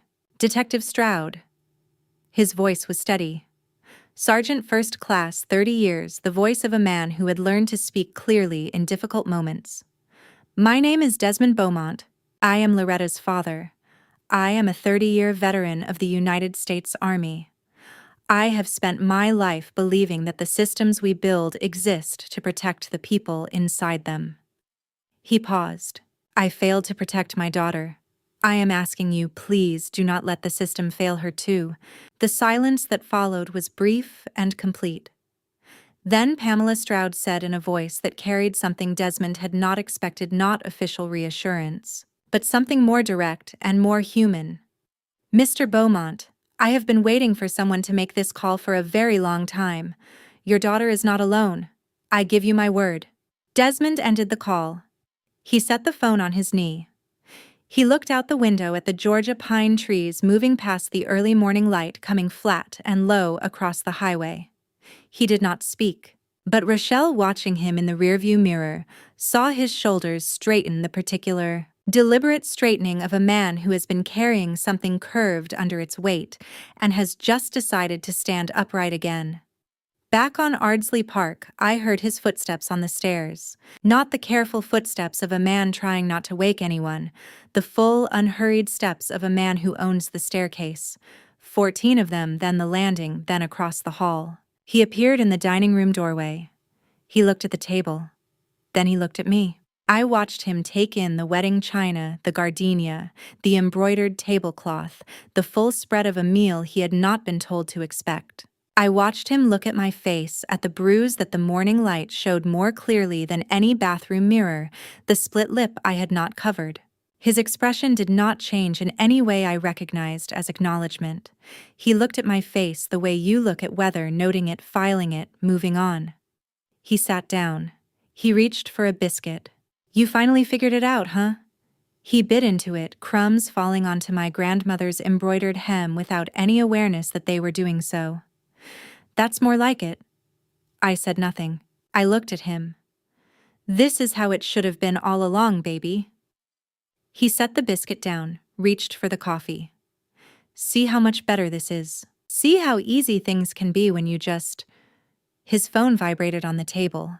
He ignored it, picked up the coffee, continued. It vibrated again. He glanced down, frowned, set the cup back. A third time, and then a fourth, immediate. He picked it up. I watched his face. I had become over 3 years a precise reader of Broderick Cannon's face, every shift in the jaw, every change in the quality of the stillness behind his eyes. I watched him read the message from Darnell Whitmore. I watched something move through him that was not yet panic. It was recognition. The specific recognition of a man who has just understood that a variable he did not account for has been in play the entire time. He looked up. "Loretta." His voice was very quiet. "What did you do?" Not a question. We had arrived somewhere beyond questions. The doorbell rang. The sound moved through the house the way ordinary sounds do, simply without drama. The 2-note chime of a device installed on a door frame at 4 a.m. by a woman with butter on her fingers. I had heard that bell hundreds of times. It had never sounded like this. I set my napkin on the table. I stood up. I smoothed the front of the navy dress, the one I had worn to bury my mother, the one I had chosen this morning because some days are endings, and you dress for them accordingly. I looked at my husband across the breakfast table he had never deserved. "I invited them," I said. "Sit down, Broderick." A beat. The bell rang again. "This is the reckoning." Savannah, Georgia. Ardsley Park. March 15th, 2024. 8:07 a.m. Every step I took toward that front door felt like walking through water. Not because I was afraid. I had been afraid for 3 years. This was something different, the specific, deliberate weight of a woman who had finally decided to stop being quiet. I opened the door. Detective Pamela Stroud stood on my porch in a charcoal blazer badge clipped to her belt. Her posture the kind of still that only comes from years of knowing how to hold a room without raising her voice. Beside her stood a man I didn't recognize, younger, in a pressed gray suit. A second badge on a lanyard. She had told me she would bring someone from Internal Affairs. She had kept her word. Behind them, Rochelle stood with both hands wrapped around a leather document folder. Celestine had one hand pressed flat against her sternum, the way she always did when she was trying to hold herself together. Desmond stood slightly apart from all of them, arms at his sides, jaw set. He looked the way he must have looked in uniform, like a man who had already decided the outcome and was simply waiting for the world to catch up. Dorothy Winslow stood at the far edge of the porch, leaning lightly on the railing. She had driven 40 minutes from her apartment that morning. She hadn't asked whether she should come. She had simply said, "I'll be there." And then she was. I stepped back. "Come in." Broderick was standing in the living room when we entered. He had heard the door. He had heard the footsteps. And the moment his eyes found Pamela's badge, something moved across his face. Not panic exactly, but the specific recognition of a man who understood what this visit meant and was already calculating how to undo it. "Pamela." His voice was flat, controlled. "You don't have a warrant." Pamela didn't blink. "Good morning, Broderick. You don't have a warrant." He repeated louder this time, as if volume would change the law. "You can't walk into my home without—" "I have her face," Pamela said quietly. The room went still. She let the silence hold for 3 full seconds before she continued. I have a domestic battery report filed at 1:37 this morning. I have a victim standing in front of me with a split lip that is less than 9 hours old. And I have probable cause that was established before I rang your doorbell. She glanced at the IAD officer beside her. We are not here to negotiate. Broderick turned to me then. Something in his expression shifted, the calculation fell away, and underneath it was something rawer, desperate, almost human. Loretta. His voice dropped. If you do this, if you go through with this, I lose everything. Again. He exhaled hard through his nose. You know what it did to me the first time. You know. I looked at him for a long moment. Then I walked to the sideboard, opened the top drawer, and removed a single folded piece of paper. The handwriting on it was mine, the careful, precise print of a nurse who had been trained to document everything without error. I had written it in September of 2009, the night I stayed at Memorial Health until 2 in the morning because a man had come in alone with 3 broken ribs and no explanation, and I had held his hand through the pain and made sure he didn't leave until he was stable. That man had been Broderick Cannon, 14 years before he became my husband, 15 years before he split my lip in this kitchen. I held the paper out so he could see it, not to hand it to him, just so he could see it. I saved your life once, I said, and you used the hand I held to hit my face. He said nothing. Behind me, I heard the front door open again. Geraldine Potts stepped inside, still in her Memorial Health badge, as though she had come straight from the night shift which she had. She didn't look at Broderick. She walked directly to Pamela and held out a sealed envelope. 33 photographs, Geraldine said. October 2021 through March 2024. Every image has EXIF metadata, date, time, location. She paused. I was her witness when she didn't know she needed one. Pamela took the envelope without breaking eye contact with Broderick. She turned it once in her hands, then looked back at him. You were saying something about probable cause. Desmond stepped forward then. 1 step. That was all he needed. I wore a uniform for 30 years, he said, and his voice was so quiet it filled the entire room.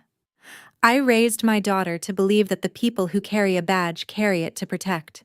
You used yours as a weapon, and you will carry what you did to her every day for the rest of your life, because no uniform, no badge, and no apology in this world can cover it.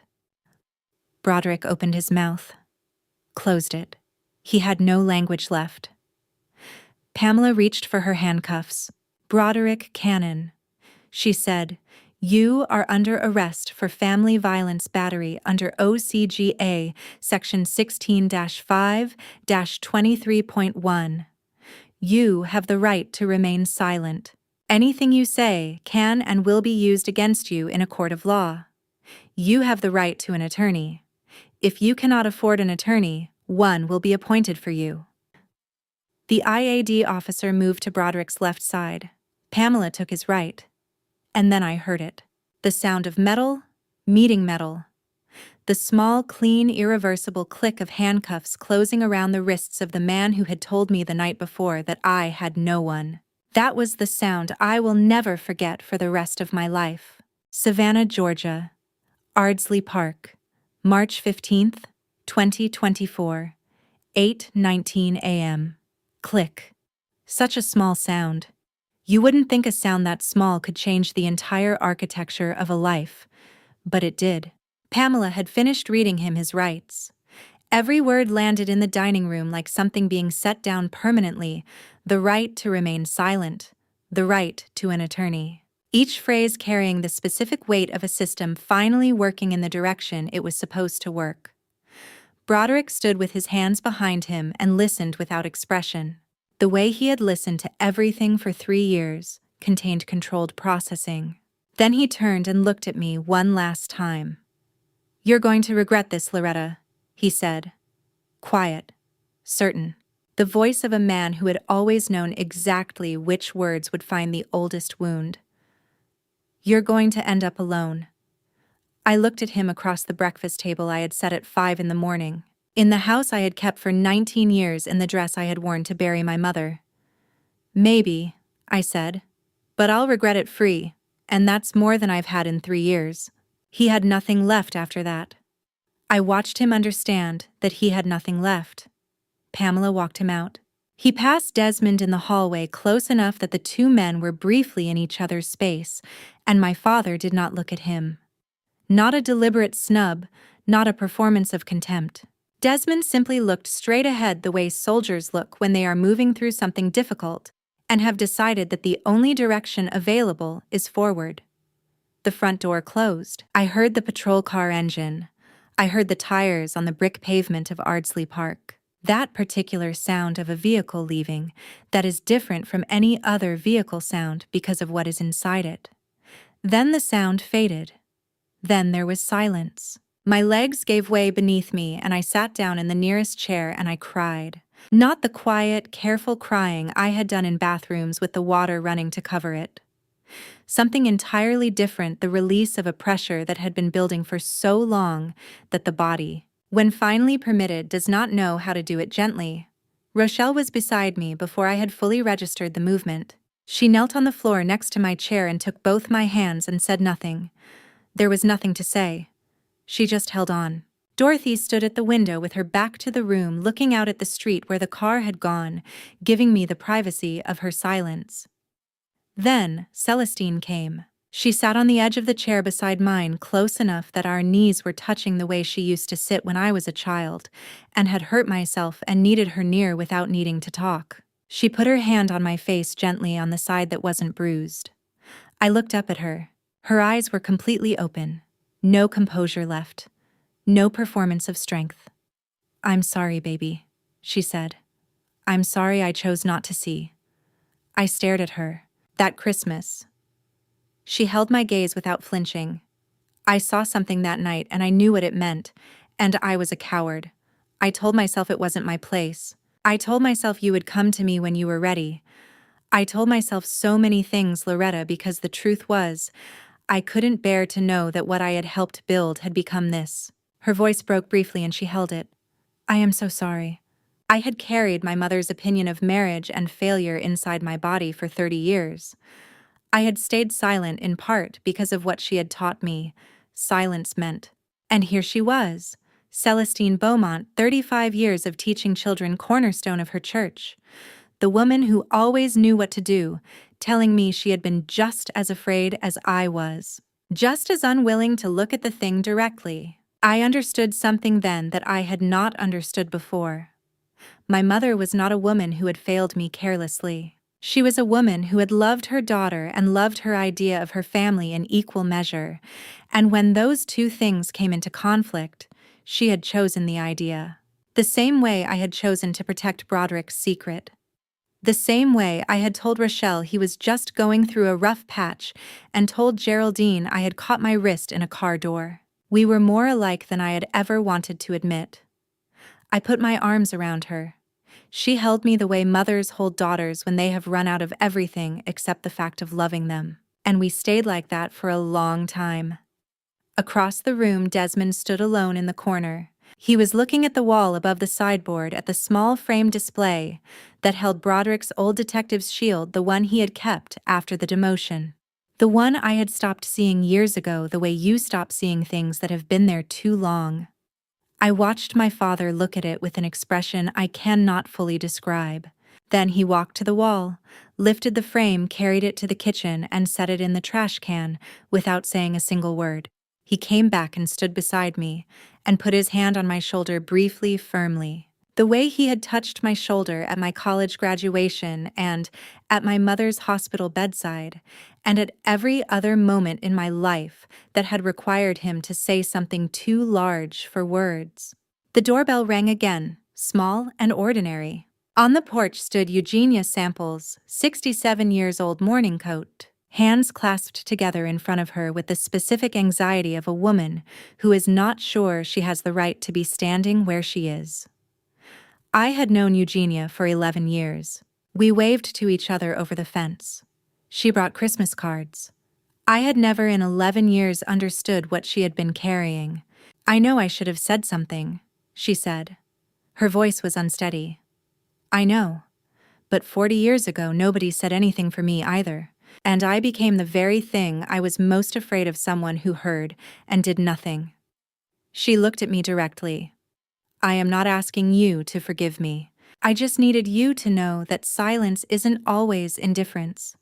Sometimes it's just a very old wound that never healed right." I looked at this woman trembling on my doorstep. I thought about all the things I had told myself in order to stay, all the silences I had chosen, all the ways fear disguises itself as something more acceptable. I opened the door wider. "Come in, Eugenia," I said. "There's enough food for everyone."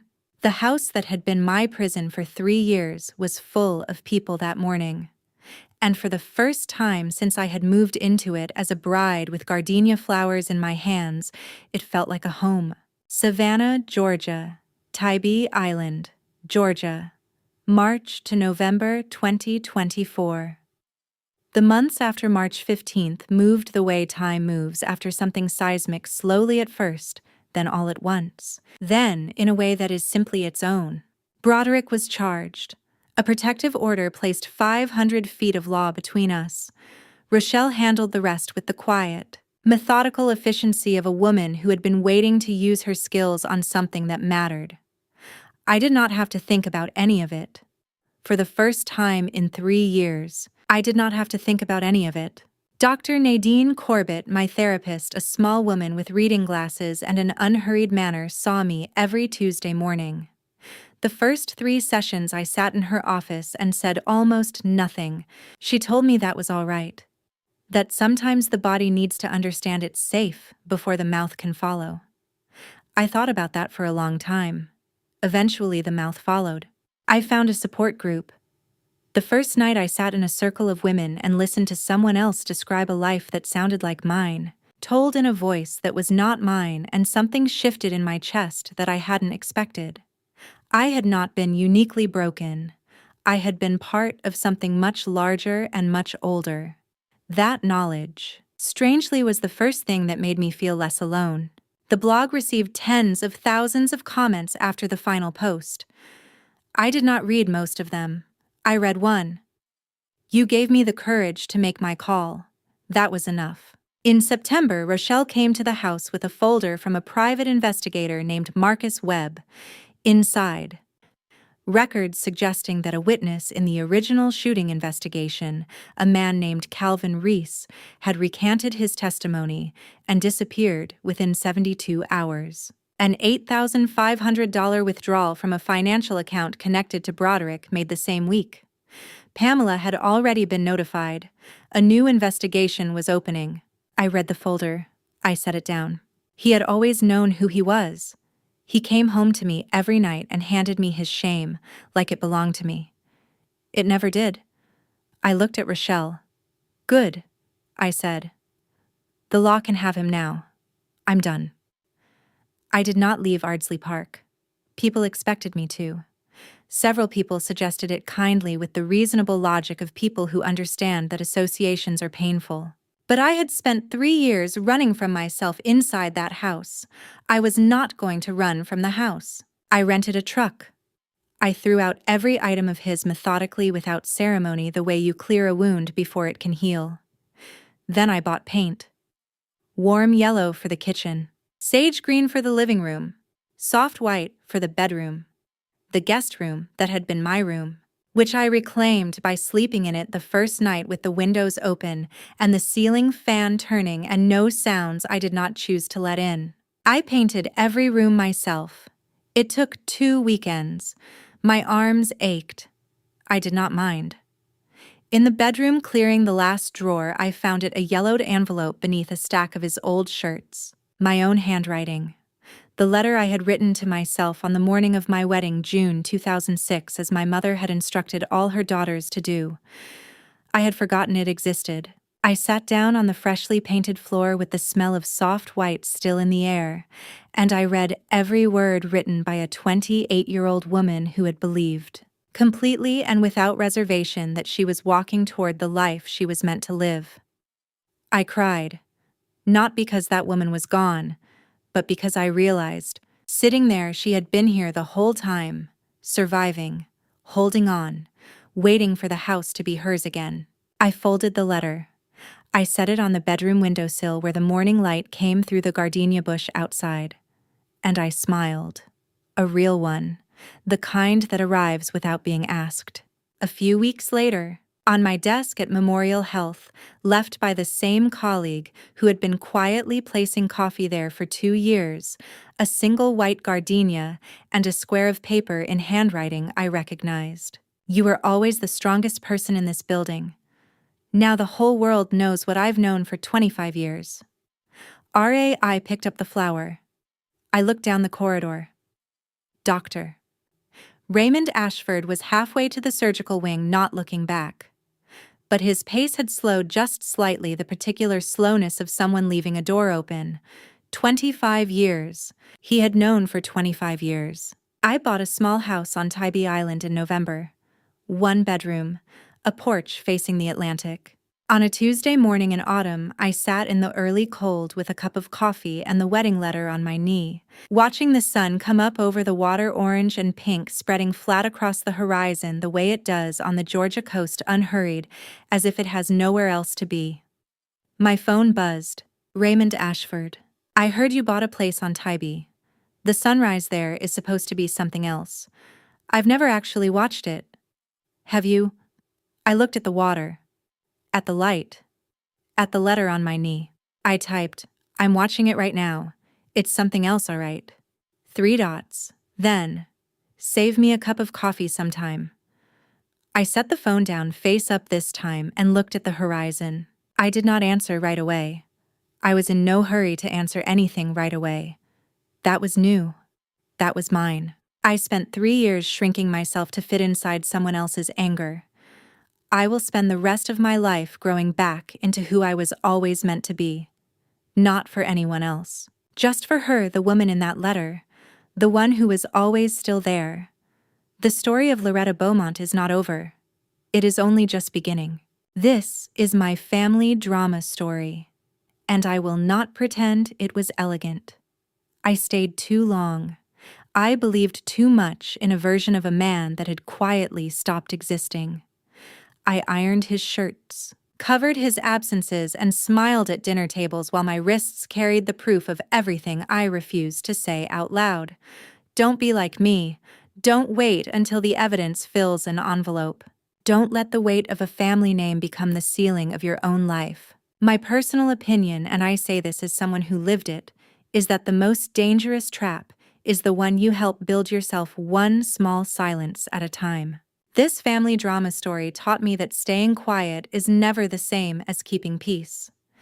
And every family revenge stories you have ever heard begins not with a courtroom, not with handcuffs, but with one person finally deciding they deserve better. The lesson I carry is this: survival is not weakness dressed up in patience. God saw every night I spent alone in that room writing words I was too afraid to speak, and the door eventually opened. Choosing yourself completely and without apology is the most honest thing a human being can do. Because this family drama story is not only mine, every family revenge story starts with someone who stayed silent one day too long and ends with someone who finally chose to speak. I was both of those people. And so somewhere out there are you. Which is exactly why I needed to tell this family revenge stories all the way to the end. If something in these words found you, leave a comment below and tell me which moment stayed with you longest. Share this with someone who needs to hear it. And if quiet, honest storytelling matters to you, subscribe to this channel, because the most refined act a person can do is simply refuse to disappear. Thank you for staying until the very end. It truly means more than you know. A gentle note: the stories ahead contain some fictional elements crafted entirely for reflection and education. If that is not the content you are looking for right now, please feel free to step away and choose what truly serves you best. No judgment, only respect. Appreciate you staying till the end. I will see you in the next story.